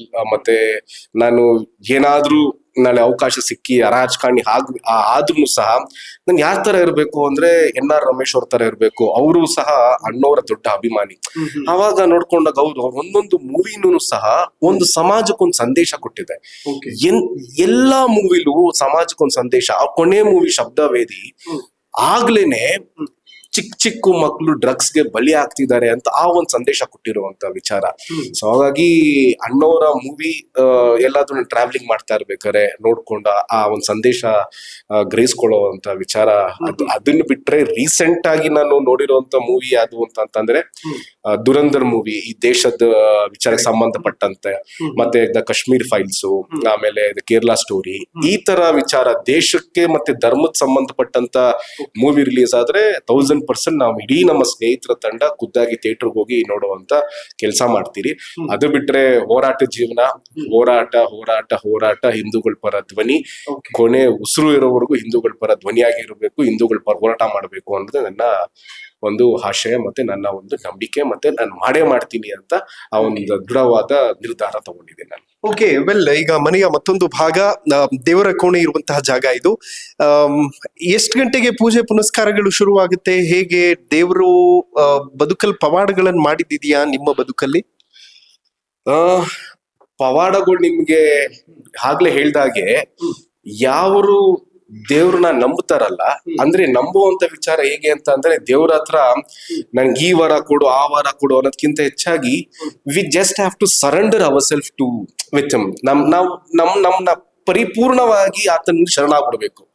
ಶರಣಾದಾಗ ಪವಾಡಗಳು ತನ್ನಷ್ಟು ತಾನೇ ಆಗುತ್ತೆ. ಆತನ ಮೇಲೆ ನಂಬಿಕೆ ಇಟ್ಟಿ ಆತನ ಮೇಲೆ ನಾವು ಆತನಿಗೆ ಒಂದ್ಸತಿ ಪರಿಪೂರ್ಣವಾಗಿ ಶರಣಾಗಿದ ತಕ್ಷಣನೇ ನಿಮ್ಗೆ ಆಗ ನಿಮ್ ಜೀವನದಲ್ಲಿ ಅನುಭವ ಆಗುತ್ತೆ. ನನಗೆ ಅಂತ ಅನುಭವಗಳು ನೂರಾರಿದೆ. ಇವತ್ತು ನಾನು ಒಬ್ಬ ಕಡು ಬಡತನ ಇರಲಿ ಹುಟ್ಟು ಜನ್ಮ ತಾಳಿ ಒಂದು ಬಡತನದಿಂದ ಬಂದಂತ ಕುಟುಂಬ ಇವತ್ತು ಈ ಮಟ್ಟಕ್ಕೆ ಇದ್ದೀನಿ ಅಂತಂದ್ರೆ ಅದು ದೇವರ ಆಶೀರ್ವಾದ. ನನ್ನ ತಂದೆ ನಾವು ಮೂಲತಃ ಮಂಡ್ಯ ಜಿಲ್ಲೆ ನಾಗಮಂಗಲ ತಾಲೂಕಿನ ಭೀಮನಹಳ್ಳಿ ಅವರು. ನನ್ನ ಮೂಲ ಊರು ಮಂಡ್ಯ. ನನ್ನ ತಂದೆ ಮಂಡ್ಯದಿಂದ ಬೆಂಗಳೂರಿಗೆ ಬಂದಾಗ ಹೊಂಬೇಗೌಡ ನಗರದಲ್ಲಿ ವಿಲ್ಸನ್ ಗಾರ್ಡನ್ ಅಲ್ಲಿ ಒಂದು ಗಾರ್ಡನ್ ಬಾರ್ ಅಂತ ಇದೆ. ಅದು ಆ ಗಾರ್ಡನ್ ಬಾರ್ ಅಲ್ಲಿ ನನ್ನ ತಂದೆ ಬಾರ್ ಕ್ಲೀನರ್ ಆಗಿ ಸಪ್ಲೈಯರ್ ಆಗಿ ಪಾರ್ಟ್ ಟೈಮ್ ಅಲ್ಲಿ ವಿಲ್ಸನ್ ಗಾರ್ಡನ್ ಅಲ್ಲಿ ಜನತಾ ಹೋಟ್ಲು ಅಂತ ಇದೆ, ಅಲ್ಲೂ ಸಹ ಸಪ್ಲೈಯರ್ ಆಗಿ ಅವರು ಕೆಲಸ ಮಾಡಿ ಸ್ವಲ್ಪ ಹಣ ಕೂಡಿಟ್ಟು ಆಟೋ ತಗೊಂಡು ಸ್ವಾಭಿಮಾನಿಯಾಗಿ ಬದುಕಬೇಕು ಅಂತ ಆಟೋ ಓಡಿಸ್ಕೊಂಡು ಬದುಕಿ ನಮ್ನೆಲ್ಲಾ ಸಾಕಿ ನಮ್ಗೆಲ್ಲ ಒಳ್ಳೆ ಶಿಕ್ಷಣ ಕೊಟ್ಟಿ ನನಗೆ ನನ್ನ ತಂಗಿ ಗತಿ ಈ ಮಟ್ಟಕ್ಕೆ ತರಿಸಿದ್ದಾರೆ. ಈಗ್ಲೂ ಸಹ ನನ್ನ ತಂದೆ ಆಟೋ ರಿಕ್ಷಾ ಡ್ರೈವರೇನೆ. ಇವತ್ತು ಬೆಳಿಗ್ಗೆ 8 ಗಂಟೆಗೆ ನಮ್ಮ ತಂದೆ ಆಟೋಗೆ ಹೋದ್ರೆ ರಾತ್ರಿ 8 ಗಂಟೆಗೆ ಅವರು ಬರುವಂತದ್ದು. ಮತ್ತೆ ನಿಮ್ಗೊಂದು ವಿಚಾರ ಏನು ಅಂತಂದ್ರೆ, ಈ ನಮ್ಮ ಮಂಡ್ಯ ಭಾಗ ಇದೆಯಲ್ಲ, ನಮ್ಮ ಮಂಡ್ಯ ಜನ ತುಂಬಾ ಸ್ವಾಭಿಮಾನಿಗಳು. ಅಂದ್ರೆ ನಮ್ಮ ಮಂಡ್ಯದವರು ಹಠವಾದಿಗಳು, ಸ್ವಾಭಿಮಾನಿಯಾಗಿ ಬದುಕಬೇಕು. ನಾವು ಯಾರಂಗಲ್ಲೂ ಬದುಕಕ್ ನಮ್ಗೆ ಇಷ್ಟ ಆಗಲ್ಲ. ಇದು ಮಂಡ್ಯ ನೀವ್ ಯಾರೇ ಮಂಡ್ಯದವ್ರು ನೋಡಿ, ಬೈ ಬ್ಲಡ್ ಇದಿರುತ್ತೆ. ಅಂದ್ರೆ ಸ್ವಾಭಿಮಾನ, ರೋಷ, ಏನಾದ್ರೂ ಸಾಧನೆ ಮಾಡ್ಬೇಕು ಅಂತ ಒಂದು ಹಠ, ಹುಮ್ಮಸ್ಸು, ದೃಢ ನಿರ್ಧಾರ. ಮತ್ತೆ ಈ ನಮ್ಮ ಮಂಡ್ಯದವರು ಅಂತಂದ್ರೆ ಅದೊಂದು ರಗಡ್ ರಫ್ನೆಸ್, ಅದೆಲ್ಲ ನಮ್ಗೆ ಬೈ ಬ್ಲಡ್ ಬಂದ್ಬಿಟ್ಟಿರುತ್ತೆ. ಹಾಗಾಗಿ ನೀವು ನನ್ನ ಹೋರಾಟ ನೀವು ಸ್ಟಾರ್ಟಿಂಗ್ ಕೇಳಿದ್ರಿ, ತುಂಬಾ ಅಗ್ರೆಸಿವ್ ಆಗಿ ಮಾಡ್ತಾರೆ. ಅದು ನಾನು ಹುಟ್ಟಿರೋ, ನಾನು ಬೆಳೆದಿರೋ ಅಂತ ನಮ್ಮ ಊರೇನಿದೆ ಮಂಡ್ಯ, ಆ ಒಂದು ಮಣ್ಣಿನ ಗುಣ. ನಾನು ಮಂಡ್ಯದವನು ಅಂತ ಹೇಳ್ಕೊಳ್ಳೋದಕ್ಕೆ ನನಗೆ ತುಂಬಾ ಖುಷಿ. ಅಂಡ್ ನಾನು ಎಲ್ಲೋ ಒಂದ್ ಕಡೆ ನನ್ಗೆ ಅದು ಪುಣ್ಯ ಕೂಡ ಅನ್ಸುತ್ತೆ. ಮತ್ತೆ ಇನ್ನೊಂದು ವಿಚಾರ ಏನು ಅಂತಂದ್ರೆ, ನೀವ್ ಯಾವ್ದೇ ಹಿಂದೂ ಪರ ಹೋರಾಟಗಾರ ನೀವ್ ತಗೊಳ್ಳಿ, ಅವರ ಹಿನ್ನೆಲೆ ನೀವ್ ಕೆದಕಿದ್ರೆ ಎಲ್ಲ ಹಿಂದೂ ಪರ ಹೋರಾಟಗಾರರ ಕುಟುಂಬ ತುಂಬಾ ಬಡತನದಲ್ಲಿ ಇರುವಂತದ್ದು. ನೀವು ಅತಿ ಸಾಹುಕಾರು, ಅತಿ ಕೋಟ್ಯಾಧೀಶರು ಯಾರು ನಿಮ್ಗೆ ಹೋರಾಟಕ್ಕೆ ಬರೋದಿಲ್ಲ. ಇವತ್ತು ಏನಾದ್ರೂ ಹೋರಾಟ ಆಗುತ್ತೆ, ಬೀದಿಗಿಲ್ ಹೋರಾಟ ಮಾಡ್ತಾರೆ ಅಂತಂದ್ರೆ ಅದಕ್ಕೆ ಕಡು ಬಡತನದಲ್ಲಿ ಮಧ್ಯಮ ವರ್ಗದವ್ರು ಮಾತ್ರ ಇವತ್ತು ಬೀದಿಗಿಲ್ದು ಹೋರಾಟ ಮಾಡುವಂತ ಶಕ್ತಿ ಇರೋದ್ ಬಿಟ್ರೆ ಯಾವ ಕೋಟ್ಯಾಧೀಶರು ಸಾಹುಕಾರ ಮಕ್ಕಳು ಹೋರಾಟಕ್ಕೆ ಬಂದಿರೋ ನಾನಂತೂ ನೋಡಿಲ್ಲ. ಇವತ್ತು ನಮ್ಮ ಎಷ್ಟೇ ಹಿಂದೂ ಸಂಘಟನೆಗಳು ನಾಯಕರುಗಳು ತಗೊಳ್ಳಿ, ಹೋರಾಟದಿಂದ ನಾಯಕರಾಗಿದ್ದಾರೆ. ಅವ್ರ ಹಿನ್ನೆಲೆ ತಗೊಂಡ್ರೆ ಇದೇ ಕಡು ಬಡತನದಿಂದ ಹೋರಾಟ ಮಾಡ್ಕೊಂಡ್ ಬಂದಿರುವಂತದ್ದು. ಅಂಡ್ ಬಡತನ ನಮ್ಗೆ ವರನೂ ಹೌದು, ಶಾಪನೂ ಹೌದು. ಎಷ್ಟೋ ಕಡೆ ನಾವು ಹೋರಾಟಕ್ಕೆ ಹೋಗೋ ಸಂದರ್ಭದಲ್ಲಿ ಗಾಡಿಗೆ ಪೆಟ್ರೋಲ್ ಇರ್ತಾ ಇರಲಿಲ್ಲ. ಅಂದ್ರೆ ನಮ್ಗೆ ಹೋಗ್ಬೇಕು ಅಂತ ಇರುತ್ತೆ, ನಮ್ಮ ದುಡ್ಡು ಇರ್ತಾ ಇರ್ಲಿಲ್ಲ. ಈ ನಮ್ಮ ಸ್ನೇಹಿತರ ಹತ್ರ ದುಡ್ಡು ತಗೊಂಡು 2 ವೀಲರ್ಗೆ ಪೆಟ್ರೋಲ್ ಹಾಕ್ಸಿ, ಅವ್ರ ಹತ್ರನೂ ಕೂಡ ದುಡ್ಡು ಇರ್ತಾ ಇರ್ಲಿಲ್ಲ. ಈಗ ನನ್ನ ಸ್ನೇಹಿತ ಕಾಂತ ಅಂತ, ಅವ್ರ ತಂದೆ ಕೂಡ ಕ್ಯಾಬ್ ಡ್ರೈವರು. ಅವ್ರ ತಂದೆ ಖ್ಯಾತ ಚಲನಚಿತ್ರ ನಟ ಶಂಕರ್ ನಾಗ್ ಅವ್ರಿಗೆ ಗಾಡಿ ಓಡಿಸ್ತಿರುವಂತವ್ರು. ಅಂಡ್ ನನ್ನ ಇನ್ನೊಬ್ಬ ಸ್ನೇಹಿತ ಸತೀಶ್ ಅಂತ ಇದ್ದಾನೆ, ಅವ್ರ ತಂದೆ ಮಾರ್ಕೆಟ್ ಅಲ್ಲಿ ಹೂವಿನ ವ್ಯಾಪಾರ ಮಾಡುವಂತವ್ರು. ಈ ನಮ್ದೆಲ್ಲ ಬಡತನ, ಬಟ್ ಹೋರಾಟ ಮಾಡುವಂತ ಹುಮ್ಮಸ್ಸು ಛಲ ನಮ್ಮಲ್ಲಿ ಯಾವ್ದು ಕುಗ್ಗಿಲಿಲ್ಲ. ಹಾಗೆ ಹೋರಾಟ ಮಾಡ್ಬೇಕು ಅಂದ್ರೆ ಹೆಂಗೋ ಕಷ್ಟಪಟ್ಟಿ ನಾವ್ ಅಲ್ಲಿ ಹೋರಾಟ ಸ್ಥಳಕ್ಕೆ ಧಾವಿಸ್ತಿದ್ರಿ, ಹೋರಾಟ ಮಾಡ್ತಿದ್ರಿ, ನೊಂದಿರೋರ ಪರ ನಾವು ಧ್ವನಿ ಆಗ್ತಿದ್ರಿ, ಅವ್ರಿಗೆ ನ್ಯಾಯ ಕೊಡಿಸ್ತಾ ಇದ್ರಿ. ಈ ಒಂದು ವಿಚಾರ ನೆನ್ಸ್ಕೊಂಡಾಗ ನಾವು ಮೊನ್ನೆನೂ ಅಷ್ಟೇ, ನಾವು ನಮ್ಮ ಸ್ನೇಹಿತರು ಧರ್ಮಸ್ಥಳದ ಪರ ಹೋರಾಟ ಮಾಡ್ತಾ ಇರ್ಬೇಕಾದ್ರೆ ಹೋಗ್ತಾ ಹಂಗೆ ನೆನ್ಸ್ಕೊತಾ ಇದ್ರಿ, ಎಷ್ಟೇ ಇದ್ರು ನಾವು ಹೋರಾಟದ ವಿಚಾರದಲ್ಲಿ ನಾವು ಗಿವ್ ಅಪ್ ಮಾಡ್ತಿಲ್ಲ. ಗಿವ್ ಅಪ್ ಮಾಡ್ಲೂಬಾರ್ದು. ಹೋರಾಟನೇ ಅದು. ಹೋರಾಟ ಅನ್ನೋದು ನಿತ್ಯ ನಿರಂತರ. ಗಿವ್ ಅಪ್ ಮಾಡ್ಬಿಟ್ರೆ ಹೋರಾಟ ಅಂತ ಇರಲ್ಲ. ಎನ್.ಆರ್. ರಮೇಶ್ ಅವ್ರು ಯಾವಾಗಲೂ ಒಂದ್ ಮಾತು ಹೇಳ್ತಾ ಇರ್ತಾರೆ, ಅಂದ್ರೆ ಹೋರಾಟಗಾರದ ಬದುಕು ಹೇಗೆ ಅಂತಂದ್ರೆ, ಹೋರಾಟ ನಿಂತೋಯ್ತು ಅಂತಂದ್ರೆ ಅಷ್ಟೇ ಒಂದ್ ಕತೆ ಮುಗೀತು, ಇಲ್ಲ ಬೇರೆ ಏನೋ ಆಗಿರ್ಬೇಕೇನೋ, ಇಲ್ಲ ಬಿಡಪ್ಪ ಅವ್ನಿಗೆ ಹೋರಾಟ ಮಾಡಕ್ ಆಗಲ್ಲ, ಧ್ವನಿ ಅವ್ನಿಗೆ ಅಡಗಿಸ್ಬಿಟ್ಟಿದ್ದಾರೆ, ಎದುರ್ಕೊಂಡ ಅಂತ ಹೇಳ್ತಾರೆ. ಬಿಟ್ರೆ ಹೋರಾಟಗಾರರು ಅವ್ರದೊಂದು ಯಾವಾಗಲೂ ಟ್ಯಾಗ್ ಲೈನ್ ಇದೆ, ಫೈಟ್ ಅಂಟಿಲ್ ಡೆತ್ ಅಂತ. ಸಾಯೋವರೆಗೂ ಹೋರಾಟ ಮಾಡ್ಬೇಕು. ಈ ಒಂದು ಸಣ್ಣ ವಿಚಾರ ಆ ಪುಣ್ಯಾತ್ಮ ಎನ್.ಆರ್. ರಮೇಶ್ ಅವ್ರನ್ನ ನೋಡ್ತಾ, ಎಂತ ಅದ್ಭುತ ವ್ಯಕ್ತಿ, ಎಷ್ಟೋ ಯುವಕರಿಗೆ ಪ್ರೇರಣೆ ಆಗಿ ಫ್ಯಾಂಟಾಸ್ಟಿಕ್. ಅಂತ ವ್ಯಕ್ತಿಗಳು ಪ್ರತಿಯೊಂದು ವಾರ್ಡಲ್ಲೂ ಇದ್ಬಿಟ್ಟಿದ್ರೆ ಇವತ್ತು ಹೋರಾಟಗಾರರಿಗೆ ಅಂದ್ರೆ ನಮ್ಮನ್ನ ಮಾತಾಡಕ್ ಸ್ಟಾರ್ಟ್ ಮಾಡಿದ ತಕ್ಷಣನೇ ನೀನ್ ಏನ್ ಮಾಡ್ತಿದ್ಯಪ್ಪ ನೀವ್ ಹೋರಾಟಗಾರ ಅಂದ ತಕ್ಷಣ ಅವರಲ್ಲಿ ಭಾವಗಳು, ನೀವು ನಿಮ್ ಮನೆ ಕಡೆ ಏನ್ ಮಾಡ್ತಿದ್ದೀರಿ, ನಿಮ್ ತಂದೆ ತಾಯಿ ಹೇಗಿದ್ದಾರೆ. ಇದು ಹೋರಾಟಗಾರರು, ಕೆಲವು ರಾಜಕಾರಣಿಗಳು ಬರ್ತಾರೆ ಹೋರಾಟಗಾರ ಅಂದ ತಕ್ಷಣ ಆ ಸಮಯಕ್ಕೆ ಹೋರಾಟ ಮಾಡಿ ನಿಮ್ ಜೊತೆ ಇರ್ತೀರಿ ಅಂತಂತಾರೆ. ತಿರ್ಗಾ ಅವ್ರ ಮನೆ ಹತ್ರ ಹೋಗಿ ನಾವು ಆಚೆಗಡೆ ಕಾಯ್ಕೊಂಡು ಅವ್ರು ಯಾವಾಗ ಬರ್ತಾರೆ ಅಂತ ನಾವು ಕಾಯ್ಕೊಂಡಿರ್ಬೇಕೆ ವಿನಃ, ಇಂಥ ವ್ಯಕ್ತಿಗಳು ಹೋರಾಟ ನೋಡಿದ ತಕ್ಷಣನೇ ಕಾರಿಂದ ಇಳ್ದಿ ಮಾತಾಡ್ಸಿ ಅವರ ಸಮಸ್ಯೆ ಏನು ಆಲಿಸುವಂತ ಇದೆಯಲ್ಲ, ಇದು ಪ್ರತಿಯೊಬ್ಬ ರಾಜಕಾರಣಿಗಳು ಮಾಡ್ಬಿಟ್ರೆ ಇವತ್ತು ಹೋರಾಟಗಾರರು ಬಹಳ ಬಲಿಷ್ಠವಾಗಿ ಬೆಳೆದು ಪ್ರತಿ ಒಂದಕ್ಕೂ ಧ್ವನಿಯಾಗಿ ನಿಂತ್ಕೋತಾರೆ. ಇವತ್ತು ಹೋರಾಟ ವಿಶೇಷವಾಗಿ ಹಿಂದೂ ಧರ್ಮದ ಪರ ಹೋರಾಟ ಏನಕ್ಕೆ ಕುಸಿಯುತ್ತಾ ಬರ್ತಿದೆ ಅಂತಂದ್ರೆ, ಇವತ್ತು ಅದರಲ್ಲಿ 90% ಕಾರ್ಯಕರ್ತರು ಸಹ ಆರ್ಥಿಕವಾಗಿ ತುಂಬಾ ಕುಗ್ಗಿರೋಂತ ವಿಚಾರ. ಆರ್ಥಿಕವಾಗಿ ಕುಗ್ಗಿರ್ಬೋದು, ಬಟ್ ಹೋರಾಟ ಅಂತ ವಿಚಾರ ಬಂದಾಗ ಆರ್ಥಿಕವಾಗಿ ಎಷ್ಟೇ ಕುಗ್ಗಿದ್ರು ಸಮಾಜ, ನಮ್ಮ ಧರ್ಮ ಅಂತ ಬಂದಾಗ ಇದನ್ನೆಲ್ಲ ಮೆಟ್ಟಿ ನಿಂತು ಹೋರಾಟ ಮಾಡ್ತಾರಲ್ಲ, ಇದು ಕೇವಲ ನಮ್ಮ ಹಿಂದೂ ಧರ್ಮದಲ್ಲಿ ಮಾತ್ರ ಸಾಧ್ಯ. ಇದು ನಮ್ ಕೇವಲ ಹಿಂದೂಗಳಲ್ಲಿ ಮಾತ್ರ ನೋಡಕ್ ಸಾಧ್ಯ ಇದೆ. ಇನ್ಫ್ಯಾಕ್ಟ್ ಬಹಳ ಜನರಿಗೆ ಪ್ರಶ್ನೆ ಇರುತ್ತೆ, ಹೋರಾಟ ಒಂದು ಕಡೆ ಇದ್ರೆ ಹೊಟ್ಟೆಪಾಡು ಕೂಡ ಮತ್ತೊಂದು ಕಡೆ ಇದ್ದೇ ಇರುತ್ತೆ. ಸೊ ಹೊಟ್ಟೆಪಾಡಿಗಾಗಿ ಏನ್ ಮಾಡ್ಕೊಂಡಿದೀರಿ ಅಂತ? ಹೊಟ್ಟೆಪಾಡಿಗಾಗಿ ನಾನು ನಿಮ್ಗೆ ಸ್ಟಾರ್ಟಿಂಗ್ಗೆ ಹೇಳ್ದ ಹಾಗೆ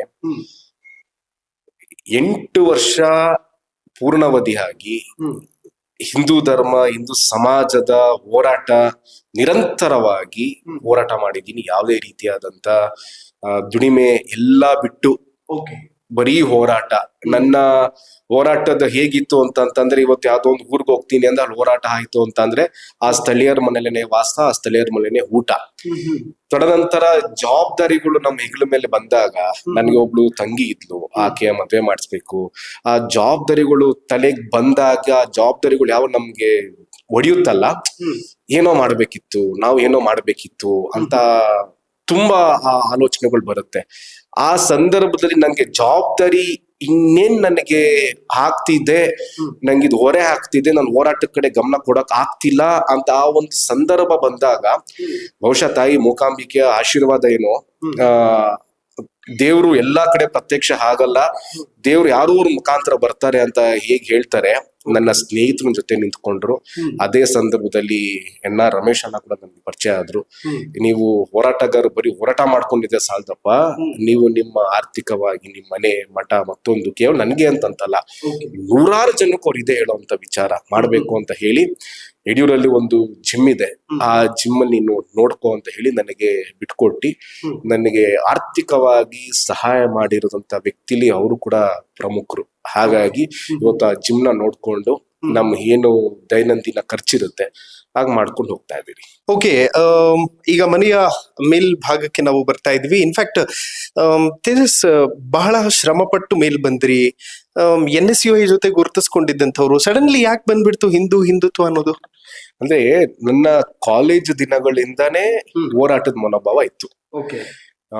NSUI ಅಲ್ಲಿ ನಾನು ಎನ್ಸ್ಕೊಳ್ಳೇಬೇಕಾಗುತ್ತೆ, ಕೃಷ್ಣಣ್ಣ, ನವೀನ್, ಕೀರ್ತಿ ಅಣ್ಣ, ಮಹೇಶ್ ರವಣಿಕರ್ ಅಂತ ಆಗ ಸ್ಟೇಟ್ ಪ್ರೆಸಿಡೆಂಟ್ NSUI.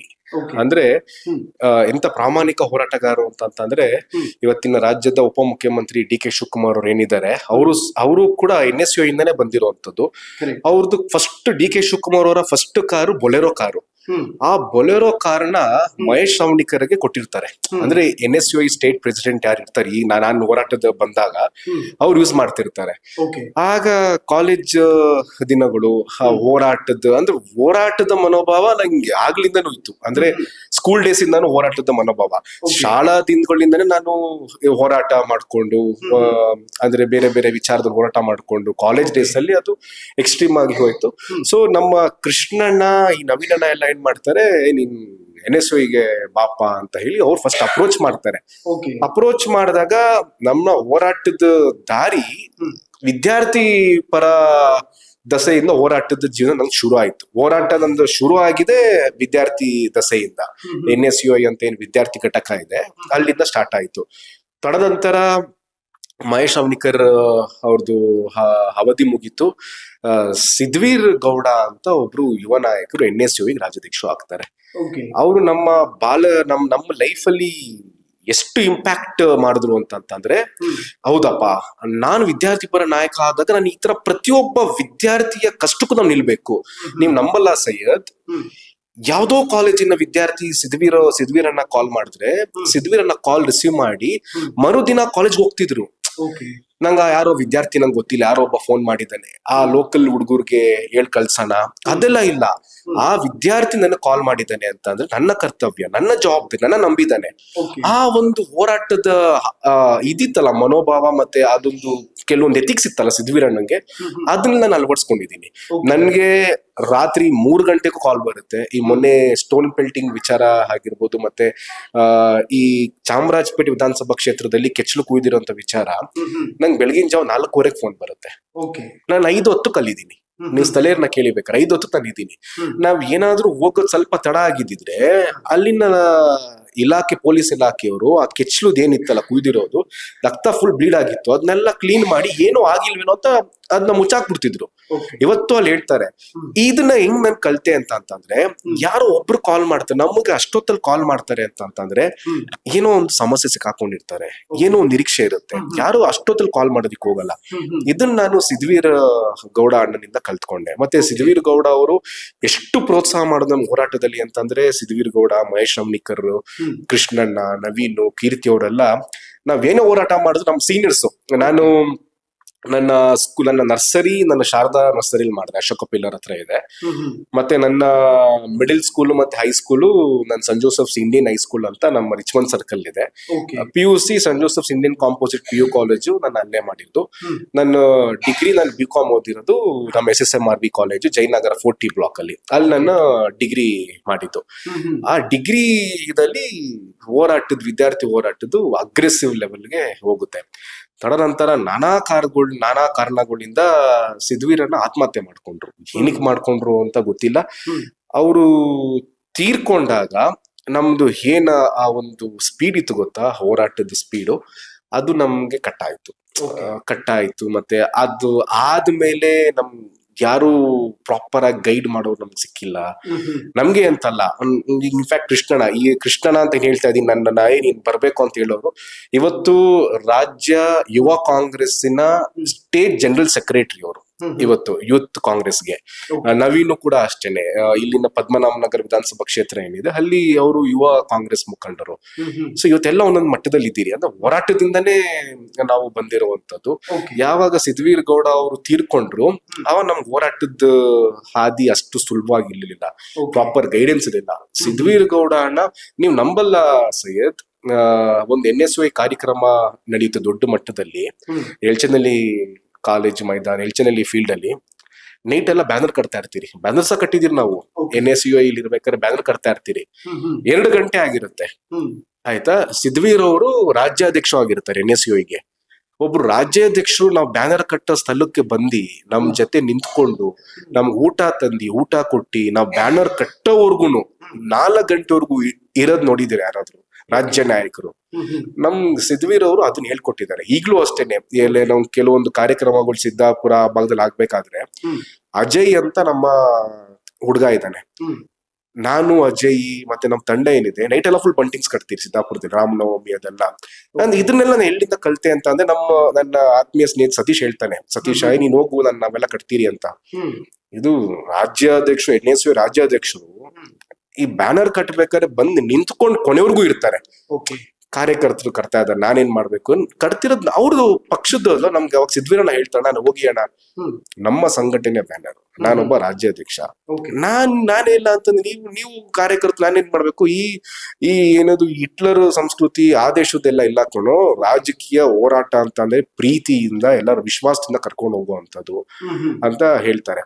ಅವ್ರು ಆದ್ಮೇಲೆ ನಮ್ದು ಸ್ವಲ್ಪ ಬ್ರೇಕ್ ಆಯ್ತು, ಹೋರಾಟದ ಜೀವನ ಒಂದ್ ಸ್ವಲ್ಪ ಸ್ಟಾಪ್ ಆಯ್ತು. ಮನೆಯ ಜವಾಬ್ದಾರಿಗಳು ಹಾಗೆ ಹೊತ್ಕೊಂಡೆ, ಬೇರೆ ಬೇರೆ ಕಾರಣಗಳು. ತಿರ್ಗಾ ನಾನು ಮಾಡ್ಲಿಂಗ್ ಮಾಡ್ತಿದ್ದೆ. ಇವಾಗ್ಲೇ ಹೇಳಿದ, ನಾನು ಮಾಡ್ಲಿಂಗ್ ಮಾಡ್ತಿದ್ದು. ಪ್ರಸಾದ್ ಬಿಡ್ಡಪ್ಪ ಅಂತ ಏನ್ ಇವತ್ತು ಖ್ಯಾತ ಕೊರಿಯೋಗ್ರಾಫರ್ ಕಮ್ ಫ್ಯಾಷನ್ ಡಿಸೈನರ್ ಇದ್ದಾರೆ, ಅವ್ರ ಅಂಡರ್ ನಾನು ಮಾಡ್ಲಿಂಗ್ ಮಾಡ್ತಿದ್ದೆ ನನ್ನ PU ಡೇಸ್ ಇಂದಾನೆ. ತಿರ್ಗಾ ಹೋಗಿ ಅಲ್ಲೂ ಅಂದ್ರೆ ಹೋರಾಟ ಮಾಡ್ಕೊಂಡ್ ಬಂದಿರುವಂತದ್ದು, ನಂಗೆ ಅಲ್ಲೂ ಸಮಾಧಾನ ಆಗಿಲ್ಲ. ಆದ್ಮೇಲೆ ನಮ್ಗೆ ಸ್ಥಳೀಯವಾಗಿ ಕೆಲವೊಂದು ಹೋರಾಟಗಾರ ಪರಿಚಯ ಆಯ್ತು. ಅದಾಗಿ ಒಂದ್ 4-5 ವರ್ಷ ಆದ್ಮೇಲೆ ನಾವು ಪೂರ್ಣಾವಧಿಯಾಗಿ ಹೋರಾಟಕ್ಕೆ ಧುಮುಕಿದ್ರಿ. ಆಗ ನಮ್ಗೆ NR ರಮೇಶ್ ಅಣ್ಣ ಪರಿಚಯ ಆಗ್ತಾರೆ. NR ರಮೇಶ್ ಅಣ್ಣ ಎಂತ ಹೋರಾಟಗಾರರು ಅಂತ ಪ್ರತಿಯೊಬ್ರು ಗೊತ್ತು. ಭ್ರಷ್ಟರ ವಿರುದ್ಧ, ಭೂಕಳ್ಳರ ವಿರುದ್ಧ ಎಷ್ಟು ಹೋರಾಟ ಮಾಡಿದಾರೆ ಅಂತ ಪ್ರತಿಯೊಬ್ರು ಗೊತ್ತಿದೆ ಇವತ್ತು. ಆ ಗೈಡೆನ್ಸ್ ಸಿಕ್ಕಾದ್ಮೇಲೆ ತಿರ್ಗಾ ನಮ್ಮ ಹೋರಾಟಕ್ಕೆ ಸ್ಪೀಡ್ ತಿರ್ಗಾ ಸ್ಟಾರ್ಟ್ ಆಯ್ತು. ಆಮೇಲೆ ಇದರ ಮಧ್ಯೆಯಲ್ಲಿ ಸಿದ್ದಾಪುರದಲ್ಲಿ TS ವಸಂತ್ ಕುಮಾರ್ ಭವಾನಿ ಅಂತ BJPಯ ಮುಖಂಡರು ಇದ್ದಾರೆ. ಅಂದ್ರೆ ಆ ಲೋಕಲ್ ಎಲೆಕ್ಷನ್ ಕಂಟೆಸ್ಟ್ ಮಾಡಿದವರು. ಅವರು ನಂಗೆ ಅವಾಗ ಒಂದ್ ಸ್ವಲ್ಪ ಈ ಹಿಂದುತ್ವದ ಪಾಠಗಳು ಮಾಡೋರು. ಏನಕ್ಕಂದ್ರೆ ಅವರು ಶ್ರೀರಾಮ್ ಸೇನೆಯಲ್ಲಿ ಬೆಂಗಳೂರು ನಗರ ಅಧ್ಯಕ್ಷರಾಗಿದ್ರು. ಶ್ರೀರಾಮ್ ಸೇನೆಯಿಂದ ಬಂದಿರುವಂತವ್ರು. ಸೊ ನಾವೆಲ್ಲ ಸಿದ್ದಾಪುರದಲ್ಲಿ ಇರ್ಬೇಕಾದ್ರೆ ಹಿಂದುತ್ವದ ಪಾಠ ಮತ್ತೆ ಅವ್ರ ಹೋರಾಟದ್ದು ಇದೆಲ್ಲ ನಮ್ಗೆ ಹೇಳೋರು. ನಾವು ಹೋರಾಟ ಮಾಡ್ಬೇಕಲ್ಲ ಅಂತ ಆ ಒಂದು ಹೋರಾಟದ ತಿರ್ಗಾ ಅಲ್ಲಿಂದ ನಮ್ ಕೀ ಕೊಟ್ಟ ಸ್ಟಾರ್ಟ್ ಆಯ್ತು. ಟಿ ಎಸ್ ವಸಂತ್ ಕುಮಾರ್ ಭಾವನೆ ಸ್ವಲ್ಪ ಕೀ ಕೊಟ್ರು, ಆನ್ ಮಾಡಿದ್ರು. ಆ ಆನ್ ನ ರೀಚಾರ್ಜ್ ಮಾಡಿ ಫುಲ್ ಬ್ಯಾಟ್ರಿ ಮಾಡಿಸಿದ್ದು ಎನ್ ಆರ್ ರಮೇಶ್ ಅಣ್ಣ ಅವರು. ಹಿಂಗ್ ಹೋರಾಟ ನಮ್ದು ಹಿಂದುತ್ವದ ಕಡೆ ಜೋರಾಯ್ತು. ಓಕೆ, ಅಮ್ಮ ಇದ್ದಾರೆ, ಮಾತಾಡ್ಸೋಣ. ಸೊ ಹೇಗಿದ್ದೀರಿ, ಆರಾಮ? ಆರಾಮಾಗಿದ್ದೀವಿ. ಏನ್ ಕನ್ಸಿತ್ತು ನಿಮಗೆ ಮಗನ್ ಬಗ್ಗೆ? ಆಕ್ಚುಲಿ ಅವ್ರು ಏನ್ ಆಗ್ಬೇಕು ಅನ್ನುವಂಥದ್ದಿತ್ತು ಅಂತ? ಹಾಗೇನ್ ಕನ್ಸಿರ್ಲಿಲ್ಲ. ಒಳ್ಳೆ ಪ್ರಜೆ ಆಗಿ ಒಳ್ಳೆ ಚೆನ್ನಾಗಿರ್ತಿ, ಅವನ್ ಭವಿಷ್ಯ ಚೆನ್ನಾಗಿದ್ರೆ ಸಾಕು ಅಂತ ನಾ ಕನ್ಸಿತ್ತು ಅಷ್ಟೇ. ಹೀಗೆ ಇರ್ಬೇಕು ಹಾಗೆ ಇರ್ಬೇಕು ಅಂತ ಏನಿಲ್ಲ. ಈಗ ನಾನು ಏನಾರ ಇಷ್ಟಪಟ್ಟಿ ಅವನು ಆ ಲೆವೆಲ್ ಅಲ್ಲಿ ಹೋಗ್ಬೇಕು ಅನ್ನೋದು ಇರೋದಕ್ಕಿಂತ ಹೆಚ್ಚಾಗಿ ಅವನ್ ಯಾವ್ದ್ರಲ್ಲಿ ಖುಷಿಯಾಗಿದಾನೋ ನನ್ಗದು ಖುಷಿ. ಓಕೆ. ಇನ್ಫ್ಯಾಕ್ಟ್ ನನಗೆ ನಿನ್ನೆ ಹೇಳ್ತಾ ಇದ್ರು, ನಮ್ಮಮ್ಮ ಒಂದು ಬಂಗಾರದ ಅಂಗಡಿಯಲ್ಲಿ ಕೆಲಸ ಮಾಡ್ತಾ ಇದ್ರು, ಕಸ ಗುಡಿಸ್ತಾ ಇದ್ರು, ತುಂಬಾ ಕಷ್ಟಪಟ್ಟಿದ್ದಾರೆ ನಮಗೋಸ್ಕರ ಅಂತ. ಆ, ಈಗ ಬದುಕೇನಾದ್ರೂ ಚೇಂಜ್ ಆಗಿದೆಯಾ? ಎಲ್ಲಾ ರೀತಿನೂ ಚೇಂಜ್ ಆಗ್ತಾ ಇದೆ ಬದುಕು ನನ್ಗೆ, ಇಲ್ಲ ಅಂತಂತ ಅಲ್ಲ. ಅವಾಗೂ ನಾನ್ ಕಷ್ಟಪಟ್ಟಿದ್ ನನ್ ಮಕ್ಳಿಗಾಗೇನೆ. ನನ್ ಮಕ್ಳು ಒಂದು ಲೈನ್ ಅಲ್ಲಿ ಇರ್ಬೇಕು, ಬೆಳಿಬೇಕು, ಬರ್ಬೇಕು, ಅವರು ಬರ್ಬೇಕು. ಅವ್ರು ಸಣ್ಣ ಪುಟ್ಟ ಆಸೆಗಳು ಪೂರೈಸ್ಬೇಕು. ಅತಿಯಾಗ್ಲಿಲ್ಲ ಅಂದ್ರೆ ಒಂದ್ ಸಣ್ಣ ಆಸೆ ಎಲ್ಲ ಪೂರೈಸ್ಬೇಕು ಅನ್ನೋ ಆಸೆಗೆ ನಾನು ಕೆಲ್ಸಕ್ಕೆ ಅಂತ ಹೋಗ್ತಾ ಇದ್ದಿದ್ದು. ಹಾಗೆ ನಮ್ ಜೀವನ ನಡಿಬೇಕಿತ್ತು ನನ್ಗೂನು. ಅವ್ರು ನಿಮ್ಗೆ ಗೊತ್ತು ಆಟೋ ಬಿಸ್ನೆಸ್ ಹೇಗಿರುತ್ತೆ ಅಂತ. ಆ ಆಟೋ ವ್ಯಾಪಾರ ಎಲ್ಲಾರ್ಗು ಗೊತ್ತಿರೋದೆ. ಅದಕ್ಕೋಸ್ಕರ ಸ್ವಲ್ಪ ನನ್ ಗಂಡಂಗು ಸಹಾಯ ಆಗುತ್ತೆ ಅನ್ನೋ ದೃಷ್ಟಿಲಿ ನಾನು ಹೋಗ್ಬೇಕಾಗಿತ್ತು, ಕೆಲ್ಸಕ್ಕೆ ಹೋಗ್ತಿದ್ದೆ. ಅಷ್ಟು ಬಿಟ್ರೆ ಹಾಗೇನಿಲ್ಲ. ಈಗ ಚೇಂಜಸ್ ಅಂತಂದ್ರೆ ನನ್ ಮಗ ಜವಾಬ್ದಾರಿ ತಗೊಂಡು ತಂಗಿ ಮದ್ವೆ ಮಾಡಿ ಅವನ್ ಕೈಯಲ್ಲಾದಷ್ಟು ಇಷ್ಟ ಆಯ್ತು ಅಷ್ಟು ಮಾಡಿ, ಈಗ ಅವನಾದ ಒಂದ್ ದಾರಿಲಿ ನಿಂತ್ಕೊಂಡು ಅಮ್ಮ ನಿನ್ ಬೇಡ ಕೆಲ್ಸ, ನಿನ್ ಮನೇಲಿ ನೋಡು ಅನ್ನೋ ಸ್ಥಿತಿಗೆ ಬಂದಾಗ ಎಲ್ಲೋ ಒಂದ್ ಖುಷಿ. ಓಕೆ, ಅದ್ರ ತಕ್ಕನಾಗಿ ಮಗಳನ್ನು ಹಾಗೇನೆ ನಾವ್ ಮಾಡ್ತಿದೀವಲ್ಲ. ನಾನು ಸ್ವಲ್ಪ ಅಣ್ಣನ್ಗಿದ್ದೀನಲ್ಲ ಸಹಾಯಕ್ಕೆ, ನೀನು ಇರು ಮನೇಲಿ. ಇದೆ ಅಷ್ಟೆಲ್ಲ ಅವಳಿಗೂ ಮದ್ವೆ ಆಯ್ತು. ಮದ್ವೆ ಆದ್ಮೇಲೆ ಡೆಲಿವರಿ ಅದು ಇದು. ಸೊ ಡೆಲಿವರಿ ಆದ್ಮೇಲೆ ನನ್ ಕೆಲ್ಸ ಬಿಡ್ಬೇಕಿತ್ತು ಹೊರತು ಇಷ್ಟ ಆಗ್ತಾ ಇರ್ಲಿಲ್ಲ ನನ್ ಕೆಲ್ಸ ಬಿಡ್ಲಿಕ್ಕೆ. ಈಗ್ಲೂ ಅಂತ ಇರ್ತೀನಿ ಅವನಿಗೆ, ನಾನ್ ಹೋಗ್ಬೇಕು ಕೆಲ್ಸಕ್ಕೆ, ಕೈಯಲ್ಲಿ ಶಕ್ತಿ ಇರೋರ್ಗು ದುಡಿಬೇಕು, ಆಮೇಲೆ ನೋಡೋಣ ಅಂತ. ಇಬ್ರು ಅಪೋಸಿಟ್ ಆಗಿ ಹೇಳ್ತಾ ಇರ್ತಾರೆ, ಯಾಕೆ ಏನಿಲ್ವಾ, ಚೆನ್ನಾಗಿರಿ, ಆರಾಮಾಗಿ ಆರೋಗ್ಯ ನೋಡ್ಕೊಂಡು ಚೆನ್ನಾಗಿರಿ ನೀವು. ಅವ್ರದ್ದು ಹೋರಾಟಗಳನ್ನೆಲ್ಲ ನೋಡಿರ್ತೀರಿ ಟಿವಿಯಲ್ಲಿ. ತುಂಬಾ ಜನ ತಾಯಂದ್ರು, ಇನ್ಫ್ಯಾಕ್ಟ್ ಅವ್ರ ಮಗ ನ್ಯೂಸ್ ಪೇಪರ್ ಅಲ್ಲಿ ಬಂದ್ಬಿಟ್ರೆ ಸಾಕು ತುಂಬಾ ಸಂತೋಷ ಪಟ್ಟವರು. ನಿಮ್ ವಿಚಾರದಲ್ಲಿ ಹೇಗೆ ಅಂತ? ಖುಷಿ ಅಂತೂ ಇದೆ, ಇಲ್ಲ ಅಂತಲ್ಲ. ಎಲ್ಲ ಒಂದ್ ಕಡೆ ಭಯ ಇದೆ. ಒಂದ್ ಲೈನಲ್ಲಿ ಭಯ. ಈಗ ಹೆತ್ತಕರಳಲ್ಲ, ಯಾರೇನು ತುಂಬಾ ಮರಿ ಚಿಕ್ಕಾಗಿ ಸಾಕಿದೀನಿ ಅವನ್ನ. ನನ್ನ ಅಪ್ಪ ತುಂಬಾ ಕಷ್ಟಪಟ್ಟು ಬೆಳೆಸಿದ್ದಾರೆ ಅವನ್ನ. ತುಂಬಾ ಅಂದ್ರೆ ತುಂಬಾ ಅಂಡರ್ ವೇಟ್ ಬೇಬಿ ಅದು. ಬರೀ 900 ಗ್ರಾಮ್. ಈ ಡಾಕ್ಟ್ರೇ ಇಲ್ಲ ಅದಿಲ್ಲ ಅಂತ ಅಂದದ್ನ 8 ತಿಂಗಳಲ್ಲಿ ಹುಟ್ಟಿದವನು. 8 ತಿಂಗಳಲ್ಲಿ ಹುಟ್ಟಿ ಬರೀ 900 ಗ್ರಾಮ್, 1 kg ಅಲ್ಲ ಅದು. ಅಂತದಲ್ಲಿ ಅವ್ರ ಶ್ರಮ, ನಂದಿದು ಎಲ್ಲಾದ್ರಲ್ಲಿ ಕಷ್ಟಪಟ್ಟು ಬೆಳೆಸಿರೋದ್ರಿಂದ ಎಲ್ಲೋ ಒಂದ್ ಕಡೆ ನೋವು. ಎಲ್ಲಾರ ಒಂದ್ ಚೂರು ಅವನಿಗೆ ತಾಕ್ತು, ಒಂದು ಚೂರು ಅವನಿಗೆ ಜ್ವರ ಬಂತು ಅಂದ್ರೆ ತಡೆಯೋ ಶಕ್ತಿ ಇರ್ತಲ್ಲ. ಆಕ್ಚುಲಿ ಎಲ್ಲಾ ತಾಯಿಂದಿರ್ಗು ಇರೋದೆ ಅದು ಫೀಲ್. ಎಲ್ಲಾ ತಾಯಿಗೂ ಇರೋದೇ ಫೀಲಿಂಗ್ ನನ್ಗೆ. ಅದ್ರಲ್ಲಿ ಏನೋ ಒಂಥರ ಭಯ. ಯಾರೇನಾರು ಅದ್ರಲ್ಲೂ ಕೆಲವೊಂದು ತೋರಿಸ್ತಾರಲ್ಲ ಹರ್ಷ, ಅದೆಲ್ಲ ನೋಡಿದಾಗ ಜಾಸ್ತಿ ಭಯ ಆಗೋದು. ಸೊ ಅವಾಗ ಹೇಳ್ತಿದ್ದೆ, ಅವ್ರು ಹೇಳ್ತಿದ್ದ, ಎಲ್ಲಾರ ಆಶೀರ್ವಾದ ಇದೆ ಅಮ್ಮ, ಸ್ನೇಹಿತರು ಇದಾರೆ, ಎಲ್ಲಾರು ಇದಾರೆ, ಆತ್ಮೀಯರು ಇದಾರೆ, ಎದುರು ಬೇಡ, ಮೂಕಾಂಬಿಕೆ ಇದೆ, ನಿಮ್ಮ ಆಶೀರ್ವಾದ ಇದೆ, ಆಗ ಯಾರು ಏನು ಮಾಡಲ್ಲ, ನಾವು ಕೊಡ್ತಿದ್ದ ಧೈರ್ಯ ಇರ್ತಿತ್ತು. ಇರ್ಬೋದೇನೋ. ಅದು ಈಗ ಸೆಕೆಂಡ್ ವರ್ಗುನು ಅವ್ನ್ ಎಷ್ಟು ಗಂಟೆಗೆ ಮನೆಗ್ ಬಂದ ಅನ್ನೋದ್ನ ಕರೆಕ್ಟ್ ಆಗಿ ಹೇಳ್ತೀನಿ. ಅವ್ನ್ ಬರೋವರ್ಗು ನಾನು ನಿದ್ದೆ ಮಾಡಕ್ಕಾಗಲ್ಲ. ಈಗ ಅವ್ನ್ ಫೋನ್ ಮಾಡಿ ಇನ್ಫಾರ್ಮ್ ನಾನ್ ಮಾಡ್ತಾ ಇರ್ತೀನಿ ಫೋನ್, ಏನು ಇಲ್ಲ ನಾನು ಇವತ್ ನೈಟ್ ಬರ್ತಿಲ್ಲ, ನೀನ್ ಮಲ್ಕೋ ಅಂತ ಹೇಳಿದ್ಮೇಲೆ ಹೌದಾ ಸರಿ. 2022ರಲ್ಲಿ ಅವ್ರಿಗೊಂದು ಥ್ರೆಟ್ ಇದೆ ಅಂತ ಹೇಳಿ ಪೊಲೀಸ್ ಡಿಪಾರ್ಟ್ಮೆಂಟ್ ಕೂಡ ಹೇಳುತ್ತೆ. ಏನ್ ಒಂದು ಕ್ಷಣಕ್ಕೆ ಏನ್ ಅನ್ನಿಸ್ತು ನಿಮಗೆ ಆ ಸುದ್ದಿ ಕೇಳಿದಾಗ? ತುಂಬಾ ಭಯ ಅನ್ಸ್ತು. ತುಂಬಾ ಎಲ್ಲೋ ಒಂದ್ ಕಡೆ ತುಂಬಾ ಭಯ ಅನ್ಸ್ತು. ಇನ್ನೊಂದ್ ಕಡೆ ಇಲ್ಲಿ ಬಿಡು, ಆಗೋದೆಲ್ಲ ಒಳ್ಳೇದಿಕ್ಕೆ, ಏನು ಆಗಲ್ಲ, ನನ್ ಮಗ ಗೆದ್ದು ಬರ್ತಾನೆ ಎಲ್ಲದ್ರಲ್ಲೂ. ಗೆದ್ದು ಬರ್ತಾನೆ ಅಂದ್ರೆ ನಮ್ಮಪ್ಪ ಹೇಳ್ತಿದ್ರು, ಏನೇ ಆದ್ರೂ ಒಂದ್ ಸಾಧಿಸ್ತಾನೆ ಬಿಡು, ನೀನ್ ಧೈರ್ಯವಾಗಿರು. ನೀನ್ ವೀಕ್ ಆದೆ ಅಂತಂದ್ರೆ, ಯಾವತ್ತು ಒಂದ್ ತಾಯಿ ತನ್ನ ಕಣ್ಣಲ್ಲಿ ನೀರ್ ಹಾಕೊಂಡ್ ತನ್ನ ಮಗನ್ಗೆ ಹಿಂಗ್ ಅಡ್ಡ ಬಂದ್ಲು ಅಂದ್ರೆ ಆ ಕೆಲ್ಸ ಆಗಲ್ಲಮ್ಮ, ನೀನ್ ಧೈರ್ಯವಾಗಿ ಅವನ್ನ ಕಳ್ಸು ಅಂತ. ಸೊ ಅದೇ ಧೈರ್ಯನೇ ಅವನ್ನ ಮಾಡಿ ಕಳಿಸ್ದೆ. ಅದೇ ಧೈರ್ಯನೇ ಅವ್ನ ಹೋರಾಟಕ್ಕೆ ಹೋಗ್ತೀನಿ ಅಂದಾಗ, ಹೋಗ್ಬಾ ನಿನ್ನ ಆಸೆಗಳು ಪೂರ ಇರ್ಲಿ ಅಂತ. ಕಳಿಸ್ದೆ. ಈಗ್ಲೂ ಅಷ್ಟರಲ್ಲಿ ಹೋಗ್ ಬರ್ತೀನಮ್ಮ. ಅರೆ ಎಲ್ಲಿ ಹೋಗ್ತೀಯ ಅಂತ ಈಗ ಸೆಕೆಂಡ್ ವರ್ಗು ಈ ಇದ್ರಿಗೂ ನಾನು ಕೇಳಿಲ್ಲ. ಇವಾಗ ನೀವ್ ಬರ್ತಿದೀರಾ ಅಂತ ಹೇಳಿದ್ ಈ ಮೂಮೆಂಟ್ ಅಲ್ಲ ಅಷ್ಟೇ ಅವನು. ಯಾಕೆ ಬರ್ತಿದಾರೆ ಏನು ಆಯ್ತಪ್ಪ ನಿನ್ ಇಷ್ಟ ಏನಿದೆಯೋ ಅದ್ ನಡೀಲಿ. ಅಷ್ಟೇ ಕೇಳ್ತೀನಿ, ಅಷ್ಟೇ ಹೇಳ್ತೀನಿ. ನಾನ್ ಈಗ್ಲೇ ಅಲ್ಲ ಎಲ್ಲಾರ್ಗು ಹೇಳೋದು ಅಷ್ಟೇ. ಅವ್ರ ಖುಷಿಯಲ್ಲಿ ಇದೀವಿ ಅಲ್ಲಿ ನಾವ್ ಚೆನ್ನಾಗಿದ್ರೆ ನಮ್ಗೆ ಅಷ್ಟು ಬೇಕು. ಅವ್ರ ಖುಷಿಲಿ ನಮ್ ಖುಷಿ ನೋಡ್ಕೊಂಡ್ರೆ ನಮ್ ಚೆನ್ನಾಗಿ ಇರ್ತೀವಿ. ನನ್ನ ಅನ್ಸಿಕೆ ಅಷ್ಟೇನೆ. ಏನು ಅಂತಲ್ಲ, ಅಷ್ಟೆಲ್ಲ ಬರ್ಡನ್ ಇದ್ರೆ ಈಗ ಏನು ಅಂತಿದ್ರು ನಮ್ಮಪ್ಪ ಏನಂತಿದ್ರು ಅಂದ್ರೆ, ಮಕ್ಕಳು ಎಷ್ಟು ಖುಷಿಯಾಗಿ ಅವ್ರು ಬೆಳಿತಾರೆ. ವಿದ್ಯಾಭ್ಯಾಸ ಇರ್ಬೋದು, ನನ್ ಮಗ ಹಂಗೆ ತಗೊಂಡ್ ಪಾಸ್ ಆಗ್ಬೇಕು, ಹಿಂಗೆ ಪಾಸ್ ಆಗ್ಬೇಕು, ಹಿಂಗೆ ರ್ಯಾಂಕ್ ತಗೋಬೇಕು, ಬರ್ಡನ್ ಮಾಡ್ಬೇಡದು. ಅವ್ರು ಓದ್ತಾರ ಇಷ್ಟೇ ಹೇಳ್ಬೇಕು, ರ್ಯಾಂಕ್ ಪ್ರಯತ್ನ ಪಡು, ಪಾಸ್ ಅಂತೂ ಆಗ್ತಾರೆ. ಇವತ್ ನಾನು ಇಬ್ರು ಮಕ್ಳ ಮೇಲೆ ಖುಷಿ ಇದೀನಿ. ಯಾವ ಒಂದ್ ಸಬ್ಜೆಕ್ಟ್ ಎಲ್ಲ ಫೈಲ್ ಆಗ್ದೆ, ಇಬ್ರು ಪಾಸ್ ಮಾಡ್ಕೊಂಡ್ ಬಂದಿದ್ದಾರೆ.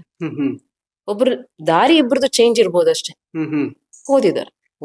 ತುಂಬಾ ಜನ ತಾಯಂದ್ರು ಧೈರ್ಯ ಮಾಡೋದಿಲ್ಲ ಧರ್ಮ ರಕ್ಷಣೆಯ ಮಡಿಲಿಗೆ ಮಕ್ಕಳನ್ನ ಹಾಕೋದಕ್ಕೆ. ಯಾವ ತರದ ಧೈರ್ಯ ನಿಮಗೆ ಅಂತ? ರಕ್ತದೆಲ್ಲ ಇರುತ್ತಲ್ಲ ನಮ್ ಧರ್ಮ ಅಂತ ಅನ್ನೋದು. ನಮ್ ಧರ್ಮ ಅನ್ನೋದು ನಮ್ಮಪ್ಪ, ಇನ್ನೇನ್ ನಮ್ಮ ಅಪ್ಪನ ಸ್ವಲ್ಪ ಹೋರಾಟಗಾರರು.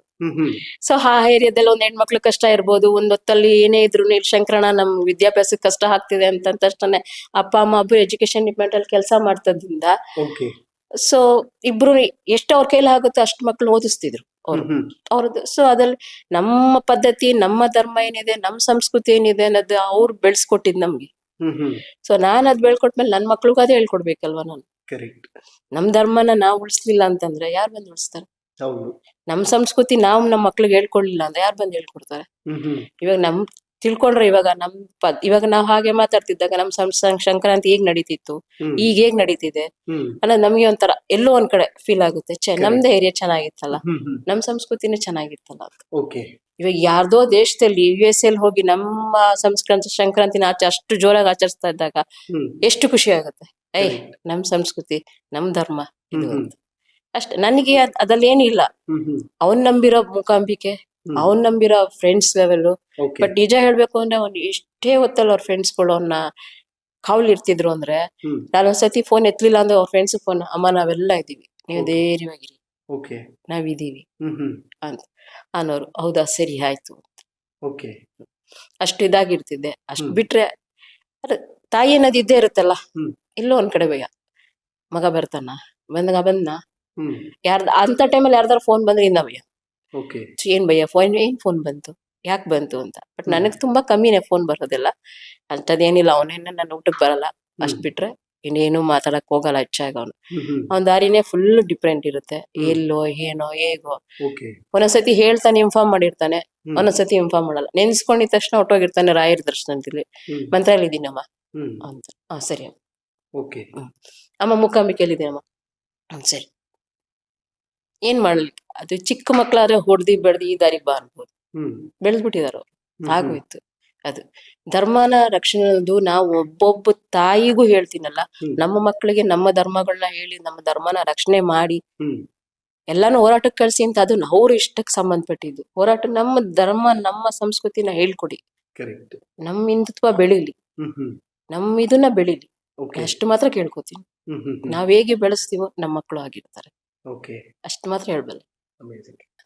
ಒಂದ್ ಕಡೆ ತಾಯಿಯವರು ಹೇಳ್ತಾ ಇದ್ರು, ನನಗೊಂದ್ ಸಣ್ಣ ಭಯ ಇದೆ, ಏನು ಹೇಗೋ ಅನ್ನುವಂಥದ್ದು ಅಂತ. ಲೈಕ್ ನೀವು ತಂಗಿಯಾಗಿ ನಿಮ್ಮ ಅಣ್ಣನ ಈ ಹೋರಾಟದ ಬದುಕನ್ನ ನೋಡಿದಾಗ ನಿಮ್ಗೆ ಏನ್ ಅನ್ಸ್ತದೆ ಅಂತ? ನನ್ಗೆ ಆಕ್ಚುಲಿ ಫಸ್ಟ್ ಶಾಕ್ ಆಗ್ತಿತ್ತು. ಏನಂದ್ರೆ ನನ್ ನ್ಯೂಸ್ ಅಲ್ಲೆಲ್ಲ ಅವ್ನ ನೋಡಿ ಎಷ್ಟು ರೂಢಿ ಇರ್ತಲ್ಲ. ನಾನು ಅಮೆಝಾನ್ ಅಲ್ಲಿ ಕೆಲ್ಸಕ್ಕೆ ಸೇರ್ಕೊಂಡಾಗ ನನ್ night shift. So totally night ನನ್ ಕೆಲ್ಸಕ್ಕೆ ಹೋಗಿ ಬಂದು ಬೆಳಗ್ಗೆ ಎಲ್ಲ ಮಲ್ಗಿರ್ತಿದ್ದೆ. ಅವ್ನ ಏನಾರೋ ಸ್ಟೇಟಸ್ ಅಲ್ಲಿ ಹಾಕ್ದಾಗ್ಲೇ ನನಗೆ ಗೊತ್ತಾಗ್ತಿತ್ತು. ಅದಕ್ಕೂ ಮುಂಚೆ ನನ್ನ ಫ್ರೆಂಡ್ಸ್ ಕಾಲ್ ಮಾಡಿ ಹೇಳೋರಿ, ನಿಮ್ ಅಣ್ಣ ಇವತ್ತು ಹಿಂಗ್ ಮಾತಾಡ್ದ ಕಣೆ, ಅವ್ನ್ ಒಂದ್ ಚಂದನ್ ಶೆಟ್ಟಿದ್ದು ಕೊಳ್ಳು ಮಂಡೆ ಸಾಂಗ್ ಅಲ್ಲಿ ಇದ್ ಮಾಡ್ದಾಗ, ನಿಮ್ ಅಣ್ಣ ಎಷ್ಟ್ ಚೆನ್ನಾಗ್ ಮಾತಾಡ್ದ, ನಮ್ಗೆ ಅದ್ ಇಷ್ಟ ಆಯ್ತು, ಅದು ನಮ್ ಕಲ್ಚರ್ನ ಅವ್ನ್ ಕಾಪಾಡ್ಕೊಂಡಿದ್ದಾನೆ, ಅದ್ ಹಂಗಿರ್ಬೇಕು ಅಂತೆಲ್ಲ ನನ್ಗೆ ಹೇಳೋ. ನಾನು ಹೌದಾ ನಾನೇ ನೋಡಿಲ್ಲ, ನೋಡ್ಬಿಟ್ಟು ನಾನ್ ಮಾಡ್ತೀನಿ ಮತ್ತೆ ಅಂತ. ಆಕ್ಚುಲಿ ನನ್ನ ಫ್ರೆಂಡ್ಸ್ ಅವನ್ನ ತುಂಬಾ ಚೆನ್ನಾಗಿ ಗುರ್ತಿಸಿದ್ರು. ಬಿಕಾಸ್ ಅವ್ನ್ NICU ಎಲ್ಲ ಇದ್ದಾಗ ಕಾಲೇಜ್ ಲೆವೆಲ್ ಅಲ್ಲಿ ಬಂದಾಗ ನಮ್ ಕಾಲೇಜ್ ನನ್ಗೆ ಗೊತ್ತಿರ್ತಿಲ್ಲ ಅವ್ನ್ ಬರ್ತಿದ್ದ ಅಂತ. ಅವ್ನ್ ಬಂದು ಇದೆಲ್ಲ ಪಾರ್ಟಿಸಿಪೇಟ್ ಮಾಡಿಸ್ಕೊಂಡು, ಇದು ರಕ್ತದಾನ ಇರ್ಬೋದು, ಏನೇ ಇರ್ಬೋದು, ಎಲ್ಲಾ ತರ ಇದ್ರಲ್ಲೂ ಇರ್ತಿದ್ದ. ನನ್ಗೆ ಅದೆಲ್ಲ ಅಷ್ಟು ಇನ್ವಾಲ್ವ್ಮೆಂಟೇ ಇಲ್ಲ. ನನ್ಗೆ ನನ್ ಕಾಲೇಜ್ ಆಯ್ತು, ಎಜುಕೇಶನ್ ಆಯ್ತು, ಮನೆ ಅಷ್ಟೇ. ಸೊ ನನ್ಗೆ ಆಮೇಲೆ ಗೊತ್ತಾಗ್ತದೆ, ಓ ನಮ್ಮ ಅಣ್ಣ ಬಂದಿದ್ನ, ನಮ್ಮ ಅಣ್ಣ ಹಿಂಗಿದ್ದಾನೆ ಅಂತ ನಂಗೆ ಸ್ವಲ್ಪ ತುಂಬಾ ಲೇಟ್ ಆಗಿ ರಿಯಲೈಸ್ ಆಯ್ತು. ನಂದು ವರ್ಲ್ಡೇ ಬೇರೆ ಅವಂದೇ ಬೇರೆ. ಎರಡು ಮಕ್ಳು ಒಂದೇ ತರ ಇರಲ್ಲ ಅಂದಂಗೆ ನಾವಿಬ್ರು ಸ್ವಲ್ಪ ಬೇರೆ ಬೇರೆ ಲಿಮಿಟೇಷನ್ಸ್, ಬೇರೆ ವರ್ಲ್ಡ್ ಆಫ್ ಅಚೀವ್ಮೆಂಟ್ಸ್. ಆಮೇಲೆ ನನ್ ಒಂದ್ ದಿವಸ ನಾನು ಹೆಂಗೆ ರ್ಯಾಂಡಮ್ ಆಗಿ ಕೇಳ್ದೆ, ನೀನ್ ಇದೆಲ್ಲ ಮಾಡ್ತಿಲ್ಲ, ನಿನ್ಗೆ ಏನ್ ಬೆನಿಫಿಟ್, ನೀನು ನಂತರ MNC ಬಾ. ಅವ್ನ ಆನ್ಸರ್ ಎಷ್ಟು ಸ್ಟಿಪ್ಯುಲೇಟರ್ ಆಗಿತ್ತು ಅಂದ್ರೆ, ಎಲ್ಲಾರು MNC ಗೋರೆ ನಮ್ ದೇಶ ಯಾರು ಕಾಪಾಡ್ತಾರೆ, ಸೋಲ್ಜರ್ಸ್ ಒಬ್ರೇ ಯಾಕೆ ನಮ್ ದೇಶನ ಕಾಪಾಡ್ಬೇಕು, ನಾನು ಹೋರಾಟ ಮಾಡ್ತೀನಿ. ಹಂಗೆ ನಾನ್ ಆಮೇಲೆ ರೇಗಿಸ್ತಿದ್ದೆ, ನೀನ್ ಹಿಂಗ್ ಹೋರಾಟ ಮಾಡ್ಕೊಂಡಿದ್ರೆ ನಾಳೆ ನಮ್ನ ಯಾರು ನೋಡ್ಕೊಳ್ತಾರೆ, ನನ್ ಮದ್ವೆ ಮಾಡ್ಕೊಂಡ್ ಬೇರೆ ಮನೆಗೂ ನಮ್ಮ ಅಪ್ಪ ಅಮ್ಮನ್ ಗತಿ ಏನು ಅಂತ ಎಲ್ಲ ಅಂದಾಗ ಎಲ್ಲೋ ಒಂದ್ ಕಡೆ ಇವಾಗ ಖುಷಿ, ಅವನ್ ಈ ಲೆವೆಲ್ ಅಲ್ಲಿ ಇದ್ದಾನೆ. ಇವತ್ ನನ್ ಮದ್ವೆ ಮಾಡಿದ್ದಾನೆ, ನಾನ್ ಇಷ್ಟಪಟ್ಟಂಗೆ ಮದ್ವೆ ಮಾಡ್ಕೊಟ್ಟ. ಅವತ್ ಹಗ್ಲು ರಾತ್ರಿ ಕಷ್ಟಪಟ್ಟ ನಮ್ನ ಸಾಕಿದಾನೆ. ಇವತ್ತು ನಾನು ಏನೇ ಕಷ್ಟ ಅಂದ್ರೆ ನಮ್ಮ ಅಪ್ಪ ಅಮ್ಮನ್ಗೆ ಹೇಳ್ದೆ, ಹಿಂಗಿದೆ ಅಂತ ಅಂದ್ರೆ ನಾನು ಇದ್ದೀನಿ ಬಾ ಅಂತ ನನ್ ಜೊತೆ ಯಾವಾಗ್ಲೂ ನಾವ್ 1000 ಜಗಳ ಆಡಿರ್ಬೋದು, ಅರೆ ಇವತ್ ನನ್ಗೆ ಸಪೋರ್ಟ್ ಆಗಿ ನಿಂತಿದ್ದಾನೆ. ತಂದೆ ಆಗಿ, ತಾಯಿ ಆಗಿ, ನನ್ ಮಕ್ಳಿಗೆ ಒಳ್ಳೆ ಸೋದರ ಮಾವ ಆಗಿದ್ದಾನೆ. ಅದು ಮೇನ್ ಆಕ್ಚುಲಿ ಅಷ್ಟೇ.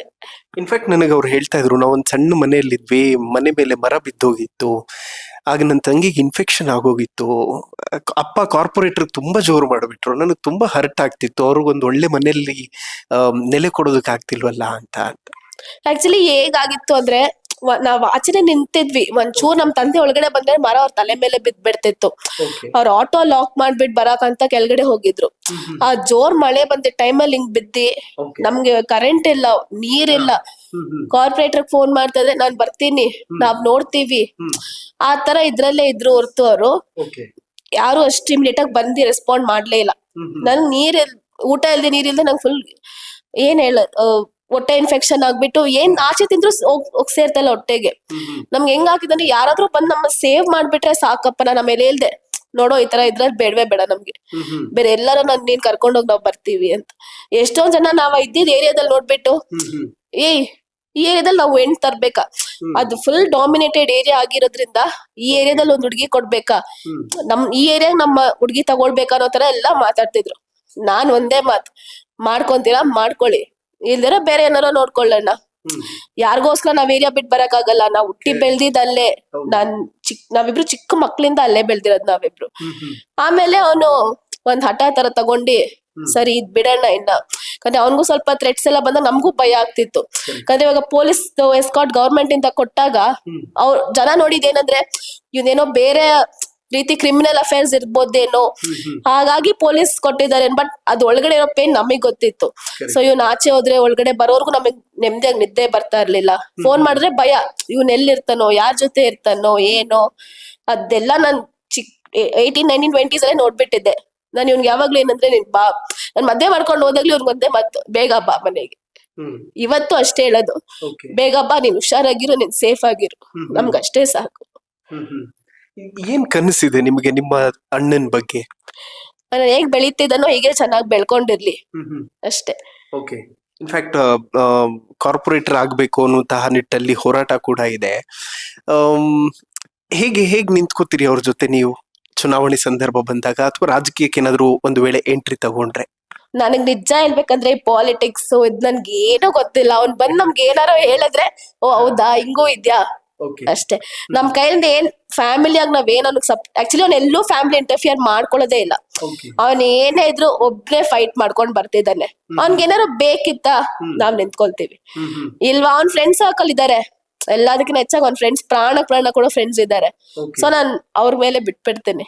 ನಮ್ದೇನೋ ಫ್ಯಾಮಿಲಿ ನಾನು ಎಲ್ಲೂ ಅಷ್ಟಾಗಿ ತಗೊಳ್ಳೋದಿಲ್ಲ. ಫ್ಯಾಮಿಲಿ ಮನೇಲಿ ಇರ್ಲಿ ಅಷ್ಟೇ. ಅವನ್ದ್ ಏನ್ ಕೆಲ್ಸ ಇದೆ, ಅವ್ನ ಫ್ರೆಂಡ್ ಸರ್ಕಲ್, ಬೇರೆ ಬೇರೆ ಡಿಪಾರ್ಟ್ಮೆಂಟ್ಸ್ ಅಷ್ಟೇ. ನಾವ್ ನಂಗೆ ಎಷ್ಟೋ ಸಲ ನಾನ್ ನಿಮ್ಗೆ ಹೇಳ್ದಂಗೆ, ನನ್ ಯಾರ್ದೋ ಸ್ಟೇಟಸ್ ನೋಡಿ ನನ್ಗೆ, ಓ ನಮ್ಮಣ್ಣ ಹಿಂಗೆಲ್ಲ ಮಾಡಿದ್ನ, ಎಷ್ಟೋ ಲೇಟ್ ರಿಯಲೈಸೇಷನ್ಸ್ ನನ್ಗೆ.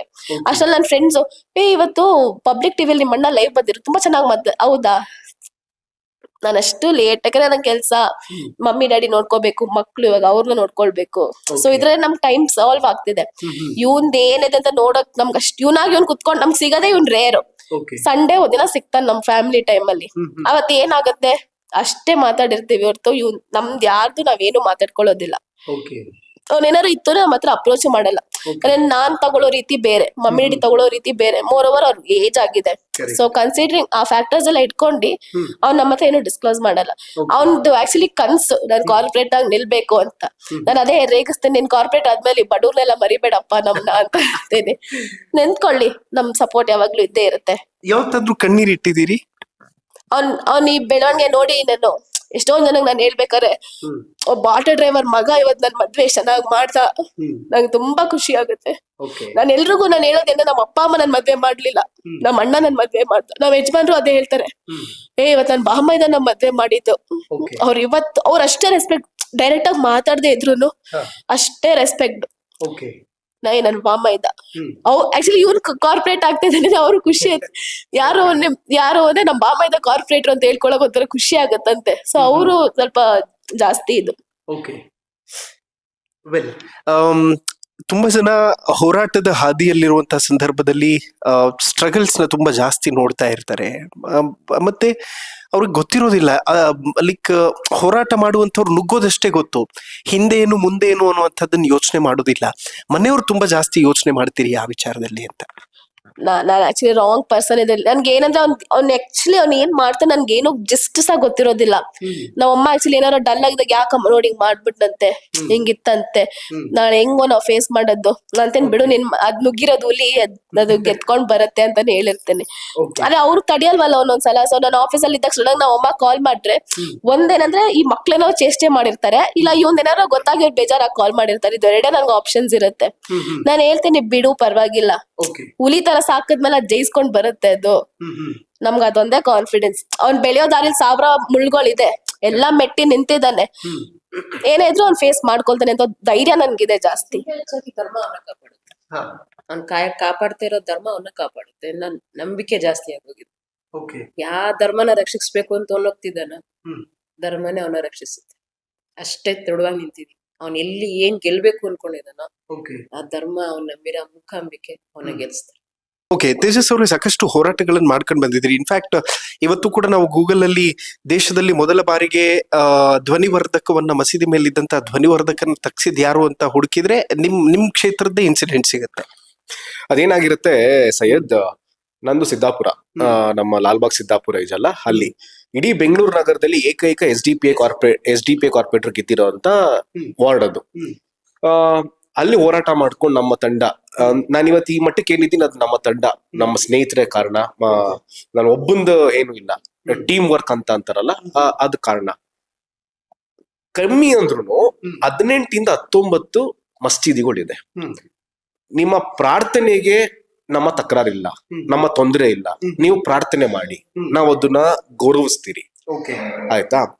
ಬೆಳಿಗ್ಗೆ 4:15 5 ಗಂಟೆಗೆ 18-19 ಮಸೀದಿಯಿಂದ ಅಟ್ಟೇ ಟೈಮು ಅವ್ರ ಪ್ರಾರ್ಥನೆ ಏನಾಗುತ್ತಲ್ಲ, ಆ ಮಸೀದಿಗೆ ಆಪೋಸಿಟ್ ನನ್ನ ಮನೆ ಇದ್ದಿದ್ದು. ನಮ್ಮ ತಂದೆ sugar patient, and sugar patient ಅವ್ರಿಗೆ ಬೆಳಗಿನ ಜಾವ ನಿದ್ದೆ ಬರೋದು. ಆ ಡಿಸ್ಟರ್ಬ್ ಆಗ್ತಿದಂತ ರೀತಿ ಹೇಗಿತ್ತು ಗೊತ್ತಾ? ಅಲ್ಲಿ ವಾಸವಾಗಿರೋರಿಗೆ ಈಗಲೂ ಕಷ್ಟ ಇದೆ. ನಾವೇನ್ ಮಾಡ್ತೀರಿ, ಹೋಗಿ ಅಧಿಕಾರಿಗಳನ್ನ ಭೇಟಿ ಆಗ್ತೀರಿ, ಇಷ್ಟು ಡೆಸಿಬಲ್ ಅಂತ ಇರ್ಬೇಕು, ಇಷ್ಟು ಡೆಸಿಬಲ್ ಇರ್ಬೇಕು, ಬಟ್ ಅದನ್ನ ಮೀರ್ಸಿದಾರ ಅವರು, ಕಾನೂನು ಕ್ರಮ ತಗೊಳ್ಳಿ. ಇಲ್ಲ ನಾವು ನಮ್ಮ ದೇವಸ್ಥಾನಗಳ ಮೇಲೆ ಹನುಮಾನ್ ಚಾಲೀಸ್ ಹಾಕ್ತಿರಿ, ಕೆಲವೊಂದ್ಸತಿ ಮುಳ್ಳಿನ ತೆಗಿಬೇಕಾಗತ್ತೆ, ಅವಾಗ ಕಷ್ಟ ಗೊತ್ತಾಗುತ್ತಂತ. ಇಲ್ಲ ನಾವು ಮಾಡ್ತೀರಿ ಅಂತ ಒಂದ್ಸತಿ ಖುದ್ದಾಗಿ ಹಿರಿಯ ಅಧಿಕಾರಿಗಳು ನೈಟ್ ರೌಂಡಿಂಗ್ಸ್ ಇರ್ತಾರೆ. ಆ ನೈಟ್ ರೌಂಡಿಂಗ್ಸ್ ಅಲ್ಲಿ ಅವರು ಸ್ವಲ್ಪ ಲೈಟ್ ಆಗಿ ನಿದ್ದೆ ಹೇಳ್ದಿರ್ತಾರೆ, ಇದು ಸ್ಟಾರ್ಟ್ ಆದಾಗ ಬೆಚ್ಚ ಬೀಳ್ತಾರಂತೆ, ಏನ್ ಇಷ್ಟು ಜೋರ ಸೌಂಡು ಅಂತ. ಅಂಡ್ ಆ ದಾರಿಲಿ ನಿಮಾನ್ಸ್ ಹಾಸ್ಪಿಟಲ್ ಇದೆ, ಸಂಜಯ್ ಗಾಂಧಿ ಹಾಸ್ಪಿಟಲ್ ಇದೆ, ಇಂದಿರಾ ಗಾಂಧಿ ಹಾಸ್ಪಿಟಲ್, ಮಕ್ಕಳ ಹಾಸ್ಪಿಟಲ್ಸ್ ಇದೆ. ಅಂಡ್ ಇದು ಭಾರಿ ಇದಾಗಿತ್ತು ಅಂತ ಹೋರಾಟ ಮಾಡ್ತೀರಿ. ಅಂಡ್ ಇನ್ಫ್ಯಾಕ್ಟ್ ಕಾನೂನು ಮುಖಾಂತರ, ಕಾನೂನು ರೀತಿಯಲ್ಲಿ ಆ ಡೆಸಿಮಲ್ ತುಂಬಾ ಜಾಸ್ತಿ ಇರುತ್ತೆ. ಫಸ್ಟ್ ವಾರ್ನಿಂಗ್ ಕೊಡ್ತಾರೆ, ಇದನ್ನ ಕಮ್ಮಿ ಮಾಡಿ ಅಂತ, ಮಾಡಲ್ಲ. ಆಮೇಲೆ ಪೊಲೀಸರು ಅದನ್ನ ತೆಗ್ದಿದ್ದಾರೆ. ಅದೇನ್ ದೊಡ್ಡ ವಿಚಾರ ಅಲ್ಲ ಅಂತ ನನ್ನ ಭಾವನೆ. ಆದ್ರೆ ಇಡೀ ದೇಶದಲ್ಲಿ ಫಸ್ಟ್ ತೆಗ್ದಿದ್ದು ಇಲ್ಲಿ ಅಂತ ಫುಲ್ ಸುದ್ದಿ ಆಯ್ತು. ಕಾನೂನು ಮೀರಾದ್ಮೇಲೆ ಕಾನೂನು ಮುಂದೆ ಯಾರು ದೊಡ್ಡವರಲ್ಲ. ಕಾನೂನೇ ಅಂತಿಮ, ಕಾನೂನೇ ನಮ್ಗೆಲ್ಲ. ಇನ್ಫ್ಯಾಕ್ಟ್ ನಮ್ಮ ದಕ್ಷಿಣ ಕನ್ನಡ ಭಾಗದಲ್ಲಿ, ಅಂದ್ರೆ ಸ್ಪೆಷಲಿ ನಮ್ಮ ಕರಾವಳಿ ಭಾಗದಲ್ಲಿ ಧರ್ಮ ರಕ್ಷಣೆಯ ಹೋರಾಟಗಳು ತುಂಬಾ ದೊಡ್ಡ ಪ್ರಮಾಣದಲ್ಲಿ ಆಗ್ತಾ ಇರುತ್ತೆ. ಅದು ಕೂಡ ಒಂದ್ ಕಡೆ ಇನ್ಫ್ಲೂಯೆನ್ಸ್ ಆಗ್ತಾ ಇರುತ್ತೆ ನಮ್ಮ ಧರ್ಮ ರಕ್ಷಣೆ ಮತ್ತು ದೇಶ ರಕ್ಷಣೆಯ ವಿಚಾರ ಬಂದಾಗ. ಲೈಕ್ ನಿಮಗೆ ಅಲ್ಲಿಂದ ಏನಾದ್ರು ಸ್ಫೂರ್ತಿ?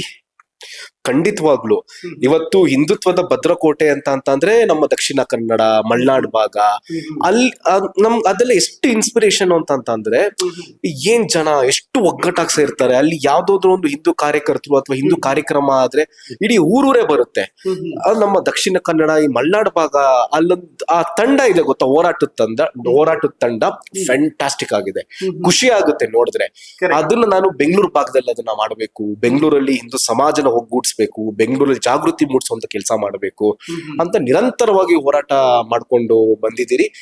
ಅಂಡ್ ಅದರ ಒಂದು ಅಟ್ಲೀಸ್ಟ್ ಮಲೆನಾಡು, ದಕ್ಷಿಣ ಕನ್ನಡ, ಮಂಗಳೂರು ಭಾಗದಷ್ಟು ಆಗಿಲ್ಲ ಅಂತ ಅಂದ್ರು ಅಟ್ಲೀಸ್ಟ್ ಇಲ್ಲಿ 1% ಆದ್ರೂ ಜಾಗೃತಿ ಮೂಡಿಸುವಂತ ಕೆಲಸ ನಮ್ಮ ತಂಡ ಮಾಡಿದೆ ಅಂತ ನನ್ಗೆ ನಂಬಿಕೆ ಇದೆ. ಅದನ್ನು ಉಳಿಸ್ಕೊಂಡು ಇದ್ದೀರಿ ಆ ಕೆಲಸ ಮಾಡಿದ್ದೀರಿ. ಓಕೆ, ಬಹಳಷ್ಟು ಜನ ಹೋರಾಟಗಾರರಿದ್ದಾರೆ. ಆ ಪೈಕಿ ಅರುಣ್ ಕುಮಾರ್ ಪುತ್ತಿಲ್ ಅವರಾಗಿರಬಹುದು, ಮಹೇಶ್ ವಿಕ್ರಮ್ ಹೆಗಡೆ ಅವರಾಗಿರಬಹುದು. ಎಲ್ಲೋ ಒಂದು ಕಡೆ ಹಿಂದುತ್ವದ ಹೆಸರಿನಲ್ಲಿ ಅಧಿಕಾರಕ್ಕೆ ಬಂದಂತಹ ಬಿಜೆಪಿ ಇಂಥವ್ರನ್ನೆಲ್ಲ ಕಡೆಗಣಿಸ್ತಾ ಇದೆ. ಅವರಿಗೆ ಟಿಕೆಟ್ ಕೊಡುವಂತ ವಿಚಾರ ಬಂದಾಗ ಮಲತಾಯಿ ಧೋರಣೆಯನ್ನ ತೋರಿಸುತ್ತೆ. ಇನ್ಫ್ಯಾಕ್ಟ್ ಅದು ಅನಂತ್ ಕುಮಾರ್ ಹೆಗಡೆ ಅವರ ವಿಚಾರದಲ್ಲೂ ಆಗಿರ್ಬೋದು ಅಥವಾ ಪ್ರತಾಪ್ ಸಿಂಹ ಅವರ ವಿಚಾರದಲ್ಲೂ ಕೂಡ ಆಗಿರ್ಬೋದು. ನೀವು ಆಸ್ ಎ ಲೈಕ್ ಗ್ರೌಂಡ್ ಅಲ್ಲಿ ಇರುವಂತಹ ಕಾರ್ಯಕರ್ತರು ಅಥವಾ ಹಿಂದುತ್ವದ ಅಜೆಂಡಾದಲ್ಲಿ ಕೆಲಸ ಮಾಡ್ತಾ ಇರುವಂತವರಿಗೆ ತಮ್ಮ ಒಳಗಡೆ ಏನ್ ಫೀಲ್ ಇದೆ ಬಿಜೆಪಿಗೆ ಅಂತ? ನೋಡಿ, ಭಾಜಪ ಇವತ್ತು ಯಾವ್ದಾದ್ರು ಹಿಂದುತ್ವದ ಪಾರ್ಟಿ ಇದ್ರೆ ಅದು ಭಾಜಪ. ಏನಕ್ಕೆ ಅಂದ್ರೆ ಹಿಂದುತ್ವದ ಪರ, ನಮ್ಮ ಧರ್ಮದ ಪರ ನಿಲ್ಲೋ ಏಕೈಕ ಪಾರ್ಟಿ ಅದು ಭಾಜಪ. ಇವತ್ತು ಕಾಂಗ್ರೆಸ್ ನಿಂತ್ಕೋಬಹುದಿತ್ತು. ಇವತ್ತು ಇಡೀ ಸಮಾಜ ನೋಡ್ತಿದೆ ಕಾಂಗ್ರೆಸ್ ಪಕ್ಷ ಯಾವ್ದ್ರ ಪರ ನಿಲ್ತಿದೆ, ಏನ್ ಮಾಡ್ತಿದೆ ಅಂತ. ಕಾಂಗ್ರೆಸ್ ಅವ್ರು ಮಾಡಬಹುದಿತ್ತು. ಬಟ್ ಭಾಜಪ ಹಿಂದುತ್ವದ ಪರ ನಿಂತ್ಕೊಳ್ಳುತ್ತೆ, ಮತ್ತೆ ಹಿಂದುತ್ವನ ಡಿಫೆಂಡ್ ಮಾಡ್ಕೋತಾರೆ ಏನಾದ್ರು ಆಯ್ತು ಅಂತ ಅಂದ್ರೆ. ಬಟ್ ರಾಜ್ಯದಲ್ಲಿ ಎಲ್ಲೋ ಒಂದು ಕಡೆ ಅದು ಆಗ್ತಿಲ್ಲ ಅಂತ ನಮಗೆ ಅಸಮಾಧಾನ ಕೂಡ ಖಂಡಿತ ಇದೆ. ಏನಕ್ಕೆ ಅಂತಂದ್ರೆ ನೀವು ಆಗ್ಲೇ ಹೇಳ್ದಾಗೆ ಪ್ರಮೋದ್ ಮುತಾಲಿಕರ್ ಇರ್ಬೋದು, ಮತ್ತೆ ನಮ್ಮ ಅರುಣ್ ಕುಮಾರ್ ಪುತ್ತಿಲ್ ಅವ್ರು ಇರ್ಬೋದು, ಮಹೇಶ್ ವಿಕ್ರಮ್ ಹೆಗ್ಡೆ ಇರ್ಬೋದು, ಮತ್ತೆ ಪುನೀತ್ ಕೇರಳಿ ಇರ್ಬೋದು, ಈ ತರ ಹಲವಾರು ನಾಯಕರು, ನಮ್ಮ ರಘುಜಿ ಇರ್ಬೋದು, ಈ ತರ ಹಲವಾರು ನಾಯಕರು ಎಲ್ಲವನ್ನು ತ್ಯಾಗ ಮಾಡಿ ಧರ್ಮ, ಸಮಾಜ ಅಂತ ಹಿಂಗೆಲ್ಲ ದುಡಿತಾ ಇರ್ಬೇಕಾರೆ ಭಾಜಪದವರು ಮತ್ತೆ ಇನ್ಫ್ಯಾಕ್ಟ್ ಅದಲ್ಲಿ ಕೆಲವ್ರು ಬೆರಳೆಣಿಕೆ ಅಷ್ಟು ಮಂದಿ ಮಾತ್ರ ಅವ್ರು ಟಿಕೆಟ್ ಕೇಳಿರುವಂತದ್ದು. ಎಲ್ಲಾರು ಏನ್ ಟಿಕೆಟ್ ಕೇಳಿಲ್ಲ. ಎಲ್ಲಾರು ಕೇಳಿರೋದು ಇಂಥ ಕಾನೂನು, ಗೋಹತ್ಯೆ ಕಾನೂನು ಕಟ್ಟುನಿಟ್ಟಾಗಿ ಜಾರಿ ತನ್ನಿ, ಕಾರ್ಯಕರ್ತರ ಮೇಲೆ ಕೊಲೆ ಮಾಡಿರಲ್ಲ, ದೊರಡೆ ಮಾಡಿರಲ್ಲ, ಧರ್ಮ ರಕ್ಷಣೆ ಮಾಡಿರೋದಕ್ಕೆ ಅವ್ರ ಮೇಲೆ ಕೇಸ್ಗಳು ಹಾಕಿರ್ತೀರ, ಆ ಕೇಸ್ನ ವಾಪಸ್ ತಗೊಳ್ಳಿ. ಇದ್ರಲ್ಲಿ ಏನ್ ತಪ್ಪಿದೆ ಕೇಳಿರುವಂತದ್ದು? ಅದನ್ನ ಮಾಡ್ಬೇಕಿತ್ತು. ಎಲ್ಲೋ ಒಂದ್ ಕಡೆ ಭಾಜಪ ಅದು ಫೇಲ್ ಆಯ್ತು ಅಂತ ಅನ್ಸುತ್ತೆ. ಈಗ ಅವ್ರಿಗೆ ಮನವರಿಕೆ ಆಗಿದೆ. ಕೆಲವು ಭಾಜಪದವ್ರಿಗೆ ಅವ್ರಿಗೆ ಹೇಳೋಷ್ಟು ದೊಡ್ಡ ವ್ಯಕ್ತಿ ಅಲ್ಲ, ತುಂಬಾ ಚಿಕ್ಕವನು. ಬಟ್ ನನಗಿರೋ ಮಾಹಿತಿ ಪ್ರಕಾರ ಈಗ ಅವ್ರಿಗೆ ಮನವರಿಕೆ ಆಗಿದೆ. ಕಾರ್ಯಕರ್ತರು, ಎಸ್ಪೆಷಲಿ ಹಿಂದೂ ಕಾರ್ಯಕರ್ತರು ನಾವು ಬಿಟ್ಕೊಡ್ಬಾರ್ದು, ಹಿಂದೂ ಕಾರ್ಯಕರ್ತರ ಪರ ನಿಂತ್ಕೋಬೇಕು. ಹಿಂದೂ ಕಾರ್ಯಕರ್ತರನ್ನ ಬಿಟ್ಕೊಟ್ಟಿದ ಪರಿಣಾಮ ಯಾವ ಮಟ್ಟಕ್ಕೆ ಇವತ್ತು ಕುಸಿತು ಅಂತ ಅವ್ರಿಗೆ ತುಂಬಾ ಚೆನ್ನಾಗಿ ಅರ್ಥ ಆಗಿದೆ. ಹಾಗಾಗಿ ಇವತ್ತು ಯಾವ ರಾಜ್ಯದಲ್ಲಿ ಹಿಂದೂ ಕಾರ್ಯಕರ್ತರ ಪರ, ಹಿಂದೂ ನಾಯಕರ ಪರ, ಹಿಂದೂ ಹೋರಾಟಗಾರ ಪರ ಧ್ವನಿಯಾಗಿ ನಿಂತ್ಕೊಂಡು ಅವ್ರನ್ನ ಬೆಳೆಸ್ತಾರಲ್ಲ, ಆ ರಾಜ್ಯದೆಲ್ಲ ಇವತ್ತು ಭಾಜಪ ಅಧಿಕಾರಕ್ಕೆ ಬಂದಿದೆ. ಮುಂದೆ ಕೂಡ ನಮ್ಮ ರಾಜ್ಯದಲ್ಲೂ ಸಹ ಭಾಜಪ ಅಧಿಕಾರಕ್ಕೆ ಬರುತ್ತೆ ಅಂತ ವಿಶ್ವಾಸ 100% ಇದೆ ನನಗೆ. ಈ ನಮ್ಮ ದೇಶಕ್ಕೆ, ನಮ್ಮ ಸಮಾಜಕ್ಕೆ ಯಾವ್ದ್ಯಾವ್ದು ಮಾರಕ ಅಂತ ಪ್ರಕರಣದಲ್ಲ ನಾನು ಧ್ವನಿ ಎತ್ತ ಇದ್ದೀನಿ. ಅದು ಗೋಲ್ಡ್ ಸ್ಮಗ್ಲಿಂಗ್ ವಿಚಾರ ಆಗಿರ್ಬೋದು, ಡ್ರಗ್ಸ್ ವಿಚಾರ ಆಗಿರ್ಬೋದು, ಕರಪ್ಷನ್ ಆಗಿರ್ಬೋದು, ವುಮೆನ್ ಟ್ರಾಫಿಕಿಂಗ್ ಇರ್ಬೋದು, ಮತ್ತೆ ವೇಷವಾಟಿಕೆ ಇರ್ಬೋದು, ಮತ್ತೆ ಹಲವಾರು ಈ ತರ ಸಮಾಜ ಘಾತಕದ ವಿಚಾರ ಏನಿದೆ ಅದ್ರ ವಿರುದ್ಧ ಧ್ವನಿ ಎತ್ತಿದ್ದೀನಿ. ನಾನು ಸ್ಪಷ್ಟನೆ ಮಾಡಕ್ ಇಷ್ಟ ಪಡ್ತೀನಿ. ಏನು ಆ ಮಂತ್ರಿಗಳು, ನನ್ ರಾಜಕೀಯ ಮಾತಾಡಕ್ ಇಷ್ಟ ಆಗಲ್ಲ. ಬಿಕಾಸ್ ಆ ಲೆವೆಲ್ ನನ್ ಬೇಡ. ನಾನು ತುಂಬಾ ಚಿಕ್ಕೊಂಡಿದ್ದೀನಿ, ರಾಜಕೀಯ ಬಗ್ಗೆ ಮಾತಾಡೋದು ಬೇಡ. 25 ಲಕ್ಷ ಏನ್ ಕೊಟ್ಟಿದ್ದಾರೆ ಅದರ ವಿರುದ್ಧ ನಾನಲ್ಲ. ಆ ಕುಟುಂಬಕ್ಕೆ 25 ಕೋಟಿ ಕೊಟ್ಟರು ಕೂಡ ಕಮ್ಮಿನೇನೆ.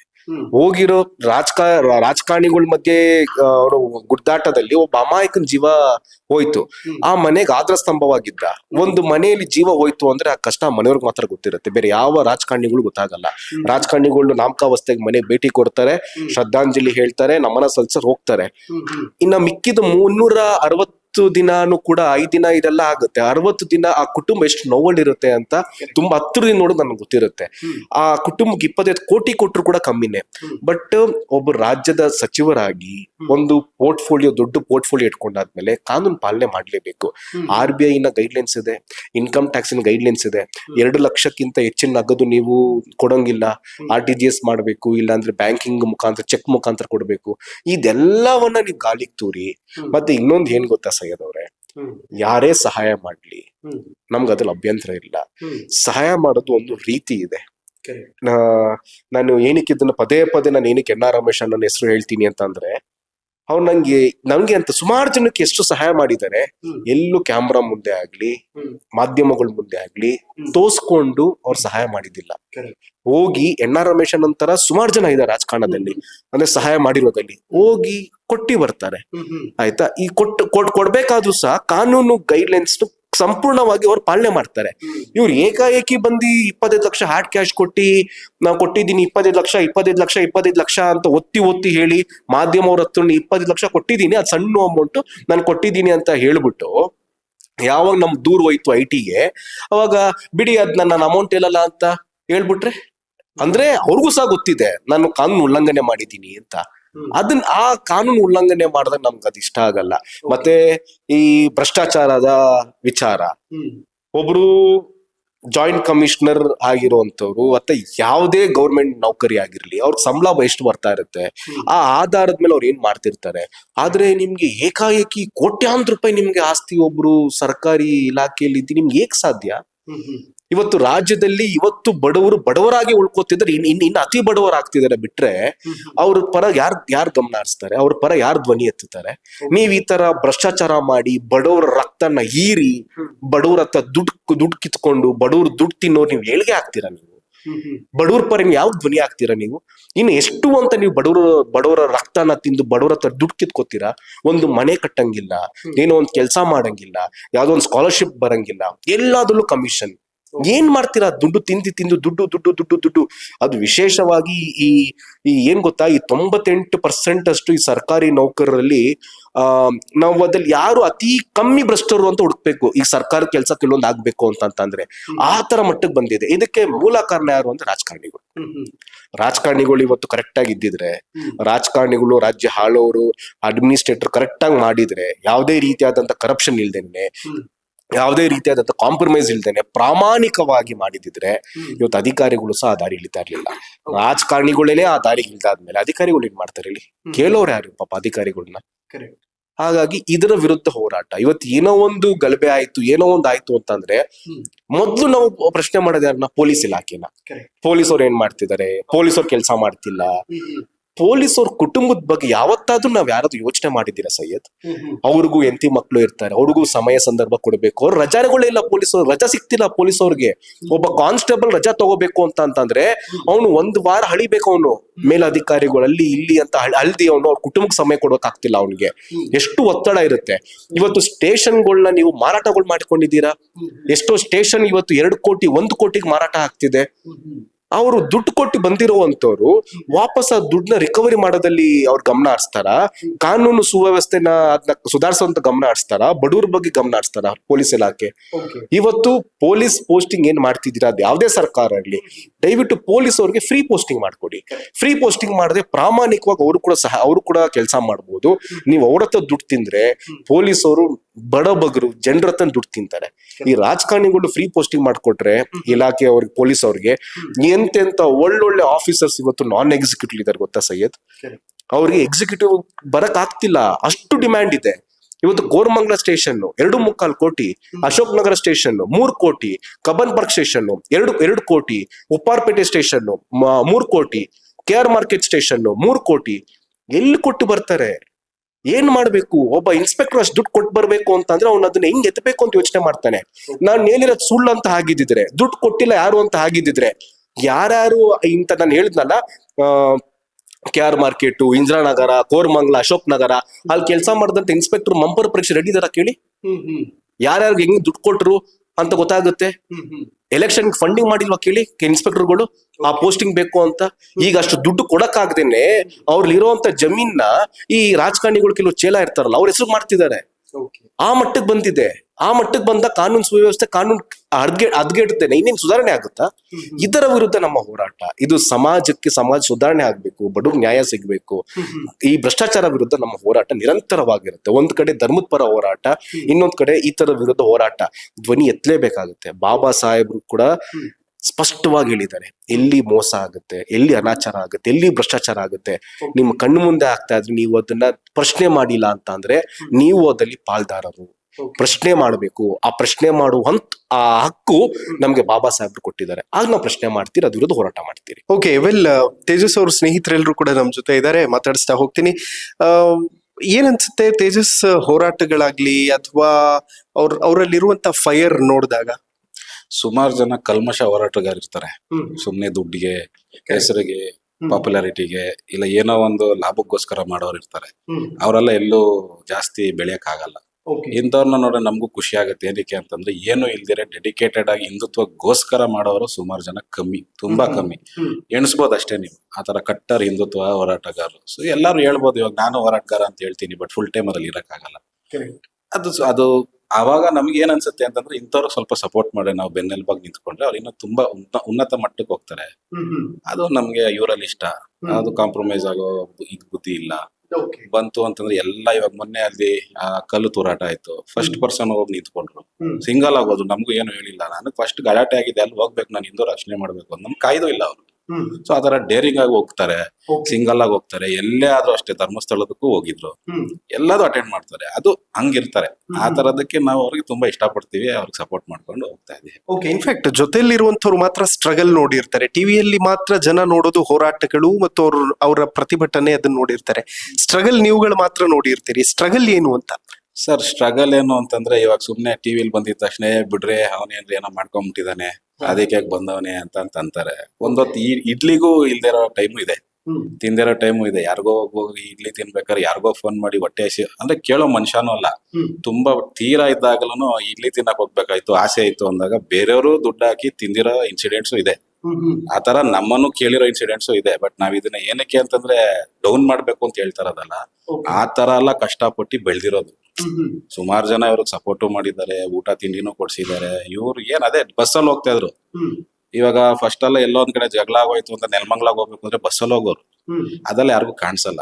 ಇವಾಗ ಅದು ಒಂದ್ ಲೆವೆಲ್ಗೆ ಬಂದಾಗ ಸ್ವಲ್ಪ ಹೆಸರಾಗಿದೆಯಲ್ಲ ಅನ್ನೋದಕ್ಕೋಸ್ಕರ ಇವಾಗ ಜನ ನೋಡೋದ್ ರೀತಿ ಬೇರೆ ಇರುತ್ತೆ. ಬಟ್ ಈ ತರ ಎಲ್ಲ ಸ್ಟ್ರಗಲ್ ಆಗಿದೆ. ಸುಮಾರು ಸತಿ ಸ್ಟ್ರಗಲ್ ಪಟ್ಟಿ ಬಂದಿರೋದು ಹಿಂಗೆ. Okay, amazing. ಸರ್, ನೀವು ಕಲಾಸಿಪಾಳ್ಯದ್ದೇನೋ ಇನ್ಸಿಡೆಂಟ್ ಹೇಳ್ತಾ ಇದ್ರಿ, ಏನದು? ಸರ್, ನಾವು ಕಲಾಸಿಪಾಳ್ಯದಲ್ಲಿ ಟ್ರಾವೆಲ್ ಏಜೆಂಟ್ ಆಗಿ ಕೆಲಸ ಮಾಡ್ಕೊಂಡಿದೀವಿ. ನಾವು ಅಲ್ಲಿ ಒಂದು ರಾಯಲ್ ಟ್ರಾವೆಲ್ಸ್ ಅನ್ನೋ ಸಂಸ್ಥೆಯಲ್ಲಿ ಕೆಲಸ ಮಾಡ್ಕೊಂಡು, ನಮ್ಮ ಸಂಸ್ಥೆಯಲ್ಲೇ ಒಬ್ಬ ಕೂಲಿಯವನು ಕೇಸರಿ ಶಲ್ಯ ಹಾಕೊಂಡು ಗಾಡಿ ಲೋಡ್ ಮಾಡ್ತಾ ಇರ್ತಾರೆ. ಹಮಾಲಿ ಅವನು. ಈ ಲೋಡ್ ಮಾಡ್ಬೇಕಾದ್ರೆ ಕೆಲವು ಕಿಡಿಗೇಡಿಗಳು ಬಂದು, ಇಲ್ಲಿ ಕೇಸರಿ ಶಾಲ್ ನಡೆಯೋದಿಲ್ಲ, ಇಲ್ಲಿ ನೀನ್ ಇರಬಾರ್ದು ಅಂತ ಹೇಳಿ ಅವನಿಗೆ ಥಳಿಸಿದಂತ ಘಟನೆ ನಡೆದಿರುತ್ತೆ. ಆಗ ನಾನು ಮತ್ತೆ ನಮ್ ಇನ್ನೊಬ್ರು ಸ್ನೇಹಿತರು ಇರ್ತಾರೆ, ಹರೀಶ್ ಅಂತ.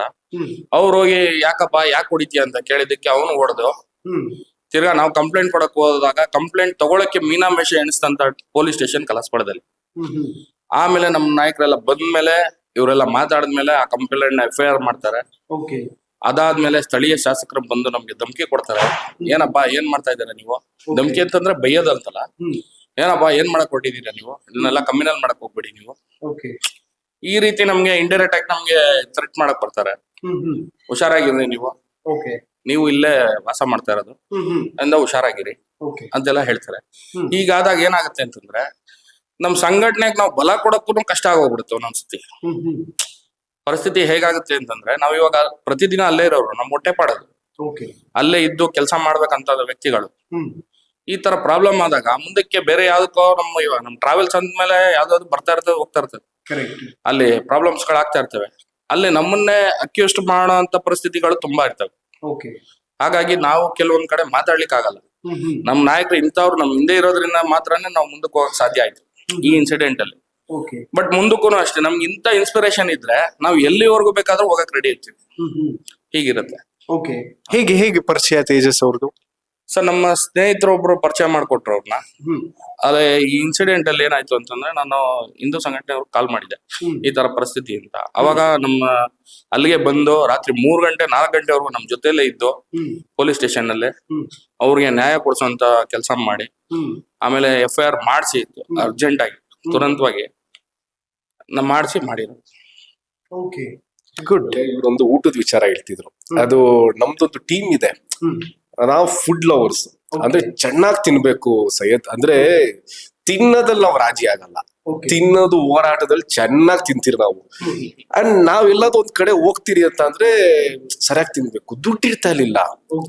ನಾವ್ ಒಂದ್ ಕಡೆ ಹೋಗ್ತೀರಿ, ಇಲ್ಲಿ ದೊಡ್ಡ ದೊಡ್ಡ ಹೋಟ್ಲೆಲ್ಲ ಈಗ ಸ್ವಲ್ಪ ಈತ ಗುತ್ತಿಗೆದಾರ, ಕಾಂಟ್ರಾಕ್ಟರ್. ಇನ್ನೊಬ್ಬ ನಮ್ಮ ಫ್ರೆಂಡ್ ಇದ್ದಾನೆ, ಅವರು ಕೂಡ ಕಾಂಟ್ರಾಕ್ಟರು. ಕೆಲವು ಬಿಲ್ಡರ್ಸ್ ಎಲ್ಲ ಈಗೀಗ ನಮ್ಗೆ ಪರಿಚಯ ಆಗಿದ್ದಾರೆ.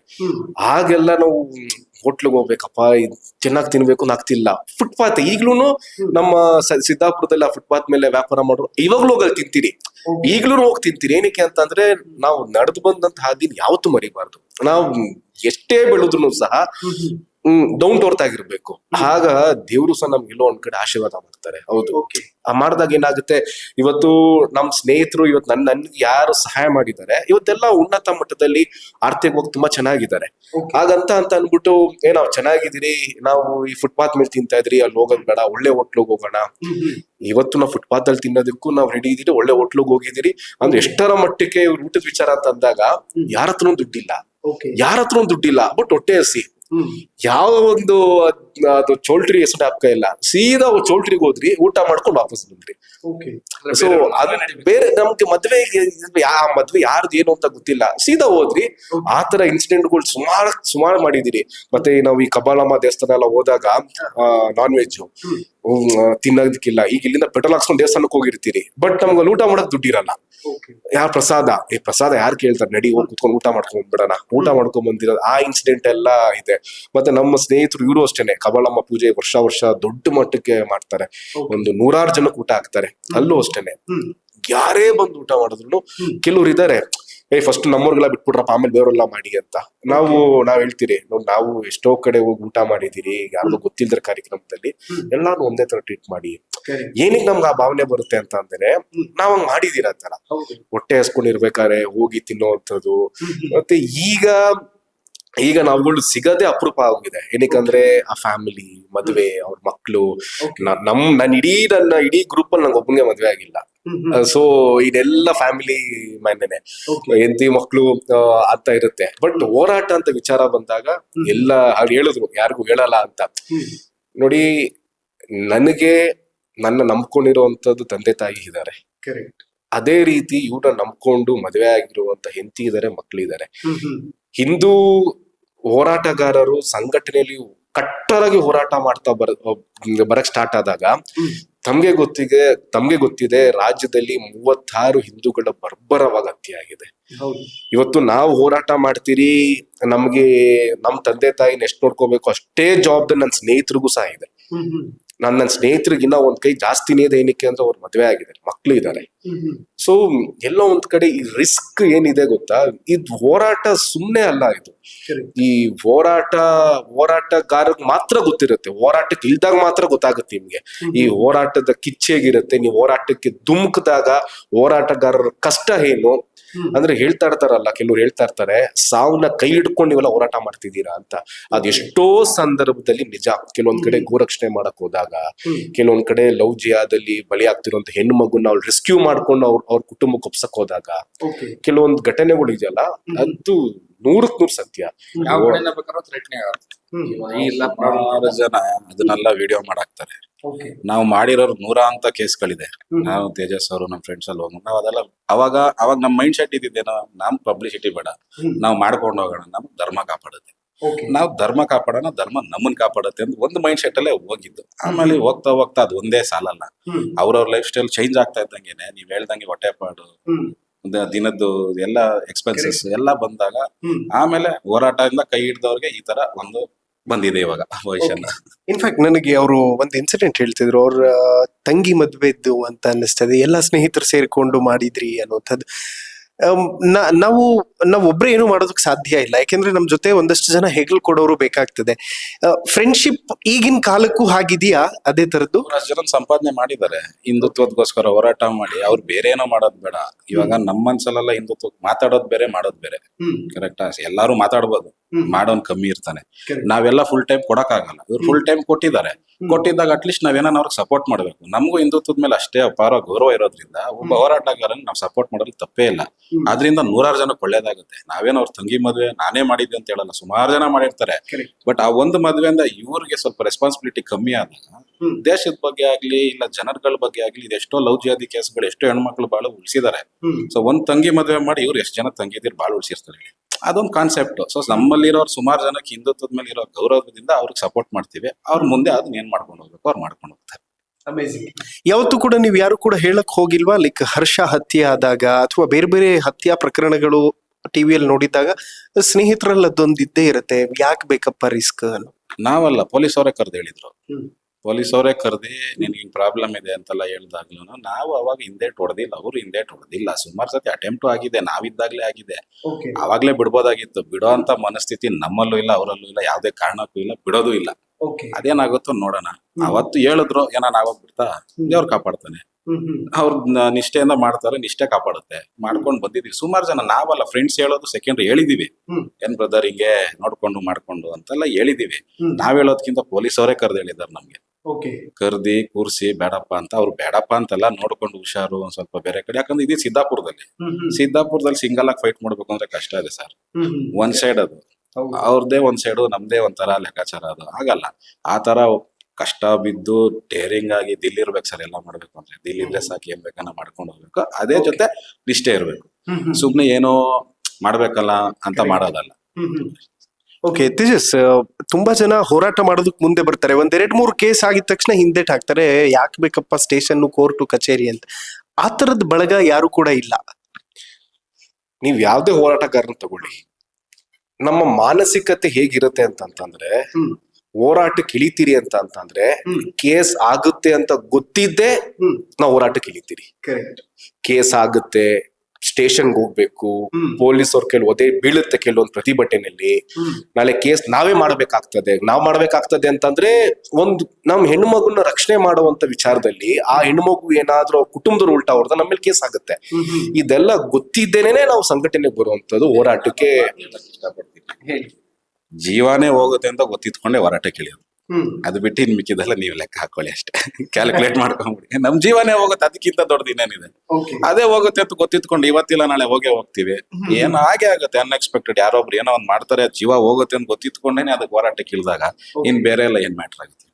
ನನಗೆ ಯಾವಾಗ್ಲೂ ಕೂಡ ಲೈಕ್ ಬೇರೆ ಬೇರೆ ಚಾನೆಲ್ಗಳಲ್ಲಿ ನೋಡ್ತಾ ಇರ್ತೀನಿ, ಎಲ್ರು ಕೂಡ ಕೇಳೋದು ಒಂದೇ ಪ್ರಶ್ನೆ, ದೊಡ್ಡ ನಾಯಕರ ಮಕ್ಳು ಯಾರು ಕೂಡ ಬಾವುಟ ಹಿಡಿಯೋದಿಲ್ಲ, ಅವ್ರು ಯಾರು ಕೂಡ ಬೀದಿಗೆ ಬರಲ್ಲ, ಯಾಕೆ ನೀವುಗಳು ಮಾತ್ರ ಧರ್ಮ ಅಂತ ಹೇಳಿ ಇದ್ ಮಾಡ್ತೀರಿ? ಅವ್ರು ಯಾರು ಕೂಡ ಸುಮ್ನೆ ತಮ್ಮ ರಾಜಕೀಯ ಲಾಭಕ್ಕೋಸ್ಕರ ಏನ್ ಬೇಕೋ ಅದನ್ನ ಮಾಡ್ಕೊಂಡು ದೂರ ಇಟ್ಟು ಬಿಡ್ತಾರೆ ನಿಮ್ಮನ್ನ ಅಂತ.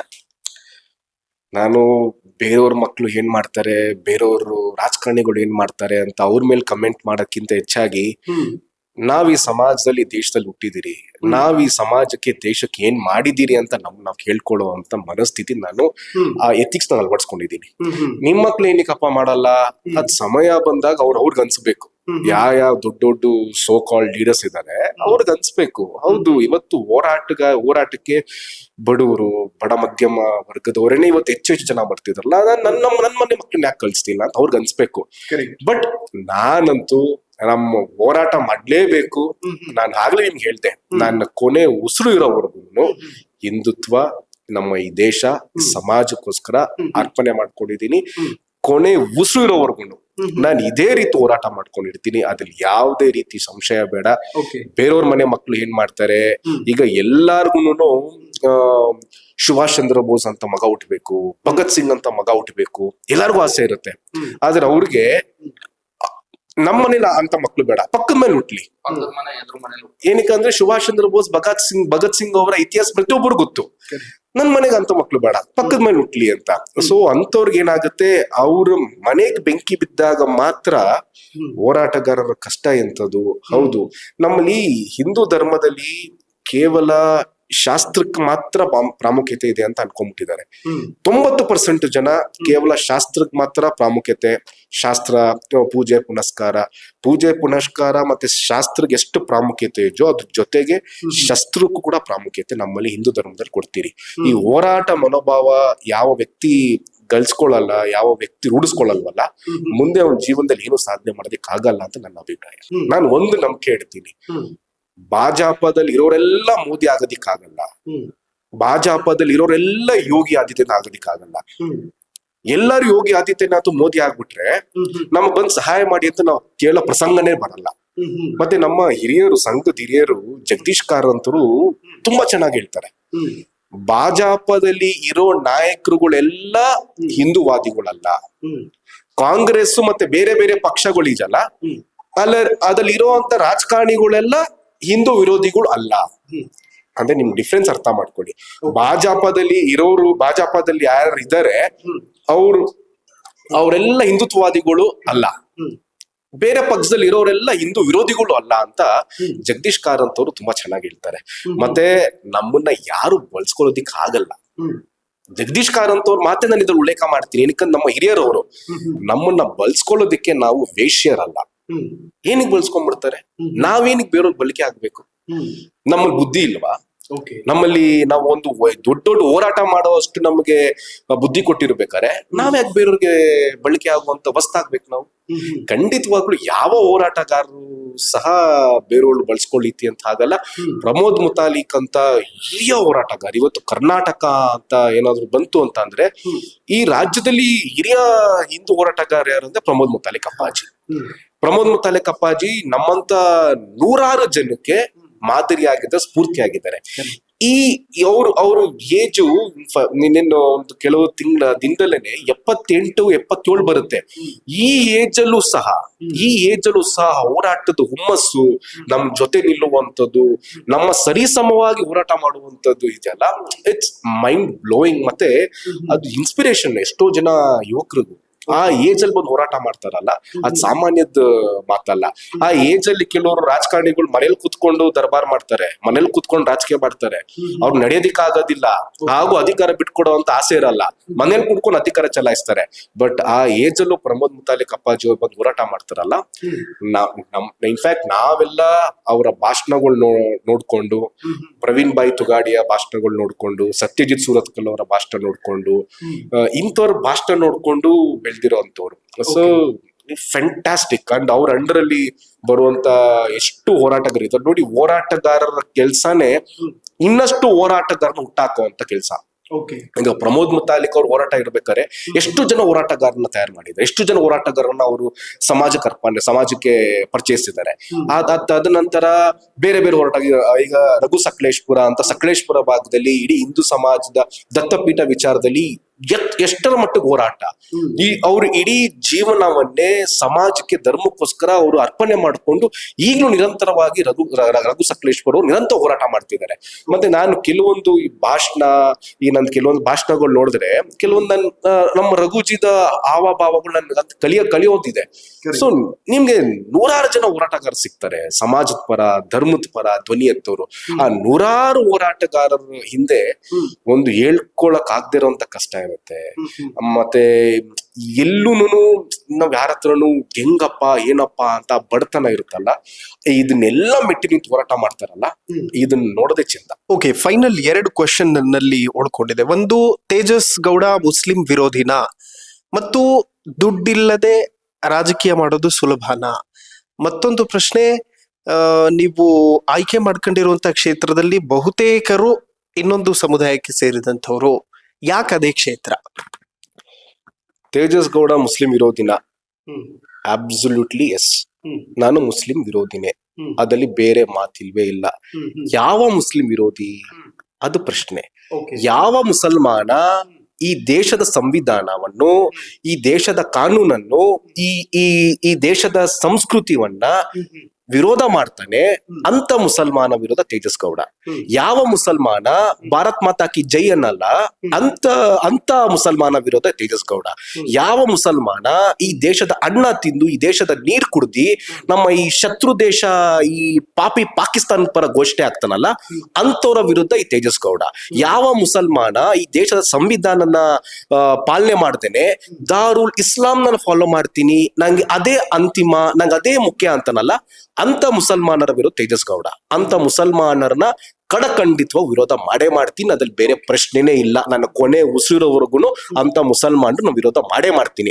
ಅಂತ ಮುಸಲ್ಮಾನ ವಿರೋಧ ನಾನು ಆಗಿಲ್ಲ ಅನ್ನೋದಿಕ್ಕೇನೆ ಇವತ್ತು ಸೈಯದ್ ಹಿದಾಯತ್ ಅಂತ ಇವತ್ತು ಯಾರು ರಾಷ್ಟ್ರೀಯವಾದಿ ಪತ್ರಕರ್ತ ಇದ್ದಾರೆ, ಈ ದೇಶ ಸಂವಿಧಾನನ ಗೌರವಿಸ್ತಾರೆ, ನಿಮ್ಮಂತವ್ರು ನಾನು ಬೈಟ್ ಕೊಡ್ತಿರೋದು, ನಿಮ್ಮಂತವ್ರ ಜೊತೆ ಮೀಟ್ ಮಾಡ್ತಿರೋದು. ನೀವ್ ಅಂತವ್ರು ಆಗಿದ್ದಿದ್ರೆ, ನಾನು ಅಷ್ಟು ಕಟ್ಟರ್ ಏನದು ಸುಮ್ನೆ ಮುಸಲ್ಮಾನರ ವಿರೋಧ ಆಗಿದ್ದಿದ್ರೆ ಸೈಯದ್ ಹಿದಾಯತ್ ಮಾತಾಡ್ತಾ ಇದ್ದೀನಿ ಅಂದ ತಕ್ಷಣ ಫೋನ್ ಕಟ್ ಮಾಡ್ಬೇಕಿತ್ತು. ನಾನು ಯಾಕೆ ಮಾತಾಡ್ಬೇಕಿತ್ತು? ನಾನು ಯಾಕೆ ನಮ್ಮ ಮನೆಗೆ ಕರ್ಸ್ಕೋಬೇಕಿತ್ತು? ಸೈಯದ್ ಹಿದಾಯತ್ ಒಬ್ರು ಈ ರಾಷ್ಟ್ರೀಯವಾದಿ ಪತ್ರಕರ್ತ, ಈ ನೆಲ ಜಲ ಸಂಸ್ಕೃತಿ ವಿಚಾರಕ್ಕೆ ಅಪಾರವಾದ ಗೌರವ ಇದೆ, ಹಾಗಾಗಿ ನಾನು ನಿಮ್ಗೆ ಗೌರವ ಕೊಡ್ತೀನಿ. ಅಬ್ದುಲ್ ಕಲಾಂ ಎಲ್ಲಾರು ಪ್ರೀತಿ ಮಾಡ್ತಾರೆ, ನಾವು ಪ್ರೀತಿ ಮಾಡ್ತೀರಿ, ಅದ್ರಲ್ಲಿ ಬೇರೆ ಮಾತೇ ಇಲ್ಲ. ನೀವು ಹೋಗಿ ಯಾರೋ ಉಗ್ರನ್ ಪರ ನೀವು ಬೆಂಬಲ ಆಗ್ತೀರಾ, ಉಗ್ರ ಸಾವನ್ನಪ್ಪಿದಾಗ ಅವ್ನ್ ಘೋಷಣೆ ಆಗ್ತೀರಾ ಅಂತಂದ್ರೆ ಅದನ್ನ ವಿರೋಧ ಮಾಡೇ ಮಾಡ್ತೀನಿ. ನಾನು ಕೊನೆ ಉಸಿರಿಗೂ ನಾನು ಮಾಡೇ ಮಾಡ್ತೀನಿ, ಅದ್ರಲ್ಲಿ ಕಾಂಪ್ರಮೈಸ್ ಇಲ್ಲ. ಮತ್ತೆ ಇನ್ನೊಂದು ಪ್ರಶ್ನೆ ಕೇಳಿದ್ರಿ, ದುಡ್ಡು ಹೇಗೆ ಅಂತ. ಖಂಡಿತವಾಗ್ಲೂ ಸೈಯದ್ ಅವ್ರೆ, ನನ್ನ ಹತ್ರ ದುಡ್ಡು ಇಲ್ದೇ ಇರ್ಬೋದು, ಇಲ್ದೇ ಇರ್ಬೋದು, ಅದೇ ಯೋಗ್ಯತೆ ಅಂತೂ ಖಂಡಿತ ನನಗಿದೆ. ಅದೇ ಏರಿಯಾದಲ್ಲಿ ಹುಟ್ಟಿ ಬೆಳೆದಿರೋ ಅಂತಾನು ಆ ಏರಿಯಾದ ಇಂಚು ಸಮಸ್ಯೆ ಏನು ಆಗ್ಬೇಕಾಗಿದೆ ತುಂಬಾ ಹತ್ರದಿಂದ ನೋಡಿದೀನಿ. ಇವತ್ತು ಅಲ್ಲಿ ಗೆದ್ದಿರೋ ಅಂತವ್ರು ಏನ್ ಕೆಲಸ ಮಾಡಿದ್ದಾರೆ, ಎಷ್ಟು ಅನುದಾನಗಳು ತಂದಿದ್ದಾರೆ. ನಮ್ಮ ಸಿದ್ದಾಪುರ ಅಂತ ಏರಿಯಾದಲ್ಲಿ ಎಂತೆಂತ ಯುವಕರು, ಎಷ್ಟು ಟ್ಯಾಲೆಂಟೆಡ್ ಯುವಕರು ಇದಾರೆ ಗೊತ್ತಾ. ಅವ್ರಿಗೆ ಸರ್ಕಾರಿ ಕಾರ್ಯಕ್ರಮಗಳಲ್ಲಿ ಸರ್ಕಾರಿ ಅಡಿಯಲ್ಲಿ ಅವ್ರಿಗೆ ಕೋಚಿಂಗ್ ಕೊಡ್ಸೋಂತ ಕೆಲಸ ಆಗ್ಬೋದು, IAS IPS ಮಾಡಿಸೋಂತ ಕೆಲಸ ಆಗ್ಬೋದು. ಇವತ್ತು ಯಡಿಯೂರು ವಾರ್ಡ್ ಅಲ್ಲಿ ಎಂತ ಕೆಲಸ ಮಾಡ್ತಿದ್ರಿ ನಾ ರಮೇಶ್ ಅವರು? ಏನಕ್ಕೆ ಎಲ್ಲ ಕಾರ್ಪೊರೇಟರ್ ಹತ್ರ ಆಗ್ಬಾರ್ದು? ಹಾಗಾಗಿ ದುಡ್ಡು ಇಲ್ದೇ ಇರ್ಬೋದು, ಯೋಗ್ಯತೆ ಅಂತೂ ಖಂಡಿತವಾಗ್ಲೂ ಇದೆ. ಆಮೇಲೆ ವಿಟಮಿನ್ ಎಂ, ನನ್ನ ಪ್ರಕಾರ ವಿಟಮಿನ್ ಎಂ ಅಂತ ಅಂದ್ರೆ ನಾನ್ ನಂಬುವಂತ ಮೂಕಾಂಬಿಕೆ. ಎಂ ಫಾರ್ ಮೂಕಾಂಬಿಕಾ, ಆ ಮೂಕಾಂಬಿಕೆ ರಕ್ಷಣೆ ನಂಗಿದೆ. ಏನಕ್ಕೆ ಅದೇ ಕ್ಷೇತ್ರ ಅಂತಂದ್ರೆ ನಾನು ಹುಟ್ಟಿ ಬೆಳೆದಿರುವಂತ ಏರಿಯಾ. ಇವತ್ತು ಅಲ್ಲಿ SDPI ಇರ್ಬೋದು, ನಾಳೆ ಅಲ್ಲಿ ಬೇರೆ ಯಾವ್ದು ಅಕ್ಬರುದ್ದೀನ್ ಓವೈಸಿ ಪಕ್ಷನೂ ಬರ್ಬೋದು. ನಾನು ಹೇಡಿ ಅಲ್ಲ, ನನ್ಗೆ ಆ ಕ್ಷೇತ್ರ ಬೇಡ, ನಂಗೆ ಬೇರೆ ಕ್ಷೇತ್ರ ಕೊಡಿ, ಹಿಂದೂಗಳು ವಾಸವಾಗಿರುವಂತ ಕ್ಷೇತ್ರ ಕೊಡಿ, ನಾನು ಅಲ್ಲಿ ಹೋರಾಟ ಮಾಡ್ತೀನಿ. ನಾನು ಹೇಡಿ ಅಲ್ಲ, ಆ ಕ್ಷೇತ್ರದಲ್ಲೇ ಹೋರಾಟ ಮಾಡ್ತೀನಿ, ಆ ಕ್ಷೇತ್ರದಲ್ಲೇ ನಾನು ಹೇಳ್ತೀನಿ. ಆ ಕ್ಷೇತ್ರದಲ್ಲಿರುವಂತ ಹಿಂದೂಗಳನ್ನ ನಾನು ರಕ್ಷಣೆ ಮಾಡ್ಬೇಕಾಗುತ್ತೆ. ಆ ಕ್ಷೇತ್ರದಲ್ಲಿರುವಂತ ಹಿಂದೂಗಳು ಧ್ವನಿ ಆಗ್ಬೇಕಾಗಿದೆ. ಆ ಕ್ಷೇತ್ರದಲ್ಲಿರುವಂತ ಬಡವ್ರನ್ನ ಮೇಲೆತ್ತಬೇಕಾಗಿದೆ. ಆ ಕ್ಷೇತ್ರದಲ್ಲಿರುವಂತ ನಿರುದ್ಯೋಗಿಗಳನ್ನ ಮೇಲೆತ್ತಬೇಕಾಗಿದೆ. ಆ ಕ್ಷೇತ್ರದಲ್ಲಿ ಆಗ್ತಿರುವಂತ ಗಾಂಜಾ ಹಾವಳಿ ಏನೇ ಅದನ್ನ ತಡಿಬೇಕಾಗಿದೆ. ಇದನ್ನೆಲ್ಲ ತಡಿಬೇಕು ಅಂತಂದ್ರೆ ನಮ್ಮಂತ ಯುವಕರು ಮಾತ್ರ ಸಾಧ್ಯ. ಹಾಗಾಗಿ ನಂಗೆ ಅದೇ ಕ್ಷೇತ್ರ ಬೇಕು. ಮುಸಲ್ಮಾನರು ಇದ್ದಾರೆ ಅಂದ ತಕ್ಷಣ ನಾವು ಎದುರ್ಕೊಳ್ಳೋ ಮಾತೇ ಇಲ್ಲ. SDPI ಅಲ್ಲ, PFI ಯಾವುದೇ ಸಂಘಟನೆ ಎಷ್ಟೇ ಪ್ರಬಲವಾಗಿದ್ರು ಸಹ ತಾಯಿ ಮೂಕಾಂಬಿಕೆ ಆಶೀರ್ವಾದದಿಂದ, ನನ್ನ ಸ್ನೇಹಿತರ ಬೆಂಬಲದಿಂದ ಅವ್ರ ವಿರುದ್ಧ ನಾನು ನಿಂತ್ಕೋತೀನಿ. ಅವ್ರನ್ನ ಫೇಸ್ ಮಾಡೇ ಮಾಡ್ತೀನಿ. ಫೈನಲಿ ಕಾರ್ಯಕ್ರಮದ ಮುಖಾಂತರ ಏನ್ ಹೇಳೋದಕ್ಕೆ ಇಷ್ಟಪಡ್ತೀರಿ? ಹಲೋ ಹಿಂದೂ ಚಾನೆಲ್ ಏನಿದೆ, ನಾನು ನಿಮ್ನ ಸೈಯದ್ ಹಿದಾಯತ್ ಅವ್ರನ್ನ ತಾವು ಏನು ಮಾಧ್ಯಮದಲ್ಲಿ ಕೆಲಸ ಮಾಡ್ತಿದ್ದೀರಿ ಆಗ್ಲಿಂದ ನನಗೆ ನಿಮ್ಮ ಮೇಲೆ ಅಪಾರವಾದ ಗೌರವ ಇದೆ. ಇನ್ಫ್ಯಾಕ್ಟ್ ನನಗೆ ಥ್ರೆಟ್ ಇದೆ ಅಂತ ಬಂದಾಗ first phone in call live ತಗೊಂಡಿದ್ ವ್ಯಕ್ತಿ ನೀವೇನೆ. ತೇಜಸ್ ಗೌಡ್ರೆ, ನಿಮ್ಮ ಹೆಸರು ಹಿಟ್ ಲಿಸ್ಟ್ ಅಲ್ಲಿ ಇದೆ, ಈ ತರ ಹೊಡಿತಾರೆ ಅಂತ ಫಸ್ಟ್ ನಿಮ್ಮ ಹತ್ರ ಮಾತಾಡಿದಾಗ ಹೌದು, ನಾನು ಹೇಳ್ದಲ್ಲ, ಯಾವ ಮುಸಲ್ಮಾನ ಈ ದೇಶ ಸಂವಿಧಾನ ಚೌಕಟ್ಟು ಬದುಕ್ತಾನೆ, ಸೈಯದ್ ಹಿದಾಯತ್. ಹಲೋ ಹಿಂದೂ ಚಾನೆಲ್ ಇವತ್ತು ನೀವು ನಮ್ಮ ದೇವಸ್ಥಾನಗಳು ಏನು ಮಾಡಿದೀರಾ, ಕಾಶಿಗೆ ಹೋದಾಗ ಅಲ್ಲಿ ಚಿತ್ರೀಕರಣ ಮಾಡಿರುವಂತ ವಿಚಾರ ಆಗಿರ್ಬೋದು, ಮತ್ತೆ ಹೋಮ್ ಟೂರ್ ಏನ್ ಮಾಡ್ತಿದ್ದೀರಾ MLAಗಳ್ದು MP ಗಳ್ದು, ಮತ್ತೆ ಅವ್ರ ಹಲವಾರು ಸಂದರ್ಶನಗಳು, ಮತ್ತೆ MLA ಹೋರಾಟಗಾರರು ಅಂತಂದ್ರೆ ಸಮಾಜ ನೋಡೋ ದೃಷ್ಟಿ, ಏನಪ್ಪ ಇವತ್ತು ನಾವು ಹಿಂಗಿದ್ದೀರಿ ಅಂತಂದ್ರೆ ಏನೂ ಕಮ್ಮಿ ಇಲ್ಲ. ಅದನ್ನ ಅವ್ರ ಇನ್ನೊಂದು ಫೇಸ್ ಅಂದ್ರೆ ಅವರಲ್ಲಿ ಪಡ್ತಿರುವಂತ ಕಷ್ಟ, ಅವ್ರ ಮನೇಲಿ ಹೇಗಿದೆ, ಇದನ್ನೆಲ್ಲ ತುಂಬಾ ಆತ್ಮೀಯದಲ್ಲಿ ನೀವೇನ್ ಕೇಳ್ತಿರಲ್ಲ, ಬಹುಶಃ ಒಳ್ಳೆ ಕೆಲ್ಸ. ಅಂಡ್ ನನಗೂ ತುಂಬಾ ಖುಷಿ ಆಯ್ತು ನಿಮ್ಮ ಜೊತೆ ಇಷ್ಟು ಸಮಯ ಕೊಟ್ಟಿದ್ದು. ಎಲ್ಲೋ ಒಂದ್ ಕಡೆ ಈ ತರ ಕೆಲ್ಸ ನೀವೇನ್ ಮಾಡ್ತಿದ್ದೀರಾ, ದಯವಿಟ್ಟು ಮುಂದುವರಿಸಿ, ಯಾವುದೇ ಕಾರಣಕ್ಕೂ ಬಿಡಕ್ ಹೋಗ್ಬೇಡಿ. ನಿಮ್ಮಂತ ಏನು ಮುಸ್ಲಿಂ ಅವ್ರು ಇದ್ದೀರಿ, ನಾನ್ ನಿಮ್ನ ಮುಸ್ಲಿಂ ಅನ್ನೋದಕ್ಕಿಂತ ಹೆಚ್ಚಾಗಿ ಒಬ್ಬ ನೈಜ ಭಾರತೀಯ ಅಂತ ಹೇಳಕ್ ಇಷ್ಟಪಡ್ತೀನಿ. ಇವತ್ತು ಸೈಯದ್ ಹಿದಾಯತ್ ರಾಜ್ಯದಲ್ಲಿ ಇರುವಂತ ಕೆಲವು ಜಿಹಾದಿ ಮನಸ್ಥಿತಿ ಮುಸಲ್ಮಾನ್ರು ಏನಿದ್ದಾರೆ, ನೀವು ಮಾದರಿ ಆಗ್ಬೇಕಾಗಿದೆ ಅಂತವ್ರಿಗೆ. ನಿಮ್ ತರ ಬದುಕಬೇಕಾಗಿದೆ, ನಿಮ್ ತರ ದೇಶದ ಪರ ಧ್ವನಿ ಎತ್ತಬೇಕಾಗಿದೆ, ನಿಮ್ ತರ ಕಾನೂನು ಪಾಲನೆ ಮಾಡ್ಬೇಕಾಗಿದೆ. ಸೈಯದ್ ಹಿದಾಯತ್ ಅನ್ನೋ ಹುಡುಗ ಹಲೋ ಹಿಂದೂ ಚಾನೆಲ್ ಇಟ್ಕೋತಾನೆ ಅಂತಂದ್ರೆ ಆಗ್ಲೇ ಗೊತ್ತಾಗುತ್ತೆ ಏನಕ್ಕೆ ಅಂತಂದ್ರೆ ಈ ದೇಶದ ಬೇರೆನೆ ಸನಾತನ ಧರ್ಮ, ಹಿಂದೂ ಧರ್ಮ. ಅದನ್ನ ಮರ್ತಿಲ್ಲ ತಾವು. ತಮಗ್ ಶುಭವಾಗ್ಲಿ. ತಾಯಿ ಮೂಕಾಂಬಿಕೆ ನಿಮ್ ಇಡೀ ಚಾನೆಲ್ಗೆ ಒಳ್ಳೇದ್ ಮಾಡ್ಲಿ. ಈ ಚಾನೆಲ್ ಇನ್ನ ದೊಡ್ಡ ಮಟ್ಟಕ್ಕೆ ಬೆಳೀಲಿ. ನಮ್ಮ ಸಪೋರ್ಟ್ ಅಂತ ನಾನು ಆಶೀರ್ವಾದ ಮಾಡೋಷ್ಟು ದೊಡ್ಡ ವ್ಯಕ್ತಿ ಅಂತೂ ಅಲ್ಲ. ನನ್ನ ಸಪೋರ್ಟ್, ನನ್ನ ತಂಡದ ಸಪೋರ್ಟ್ ನಿಮ್ ಮೇಲೆ ಸದಾ ಇರುತ್ತೆ. ನಿಮ್ಮ ಸಪೋರ್ಟ್ ನಮ್ಮ ತಂಡದ ಮೇಲೆ ಸದಾ ಇರ್ಲಿ. ನಾವ್ ಹೀಗೆ ಒಂದು ಸದೃಢವಾದ ಸಮಾಜ ಕಟ್ಟೋಣ, ಡ್ರಗ್ ವಿರುದ್ಧ ನಾವು ಹೋರಾಟ ಮಾಡೋಣ, ಸಮಾಜದಲ್ಲಿ ಒಂದು ಡ್ರಗ್ ವಿರುದ್ಧ ಜಾಗೃತಿ ಮೂಡಿಸುವಂತ ಕೆಲಸ ಮಾಡೋಣ. ನೀವು ಕೈ ಜೋಡಿಸಿ ಒಂದು ಸದೃಢವಾದ ಭಾರತವನ್ನು ಕಟ್ಟೋಣ.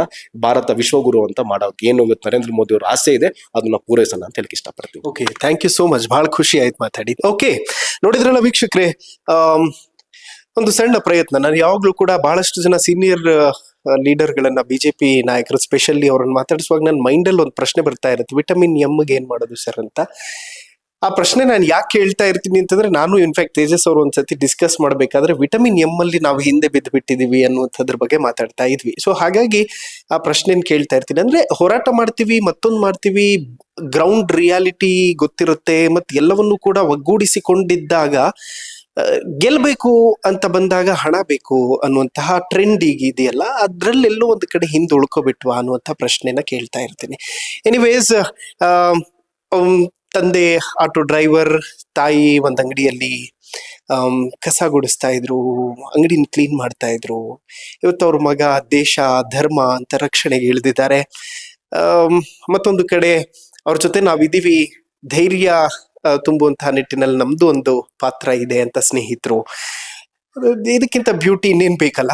ಸೊ ಎನಿವೇಸ್, ಅವ್ರು ಕಾರ್ಪೊರೇಟರ್ ಆದ್ಮೇಲೆ ಮತ್ತೆ ಮಾತಾಡಿಸ್ತೀನಿ ಅವ್ರನ್ನ. ನೋಡ್ತಾ ಇರಿ ಹೆಲೋ ಹಿಂದೂ. ನಾನು ಸೈಯದ್ ಹಿದಾಯತ್, ಸೈನಿಂಗ್ ಆಫ್ ಬೆಂಗಳೂರಿನಿಂದ.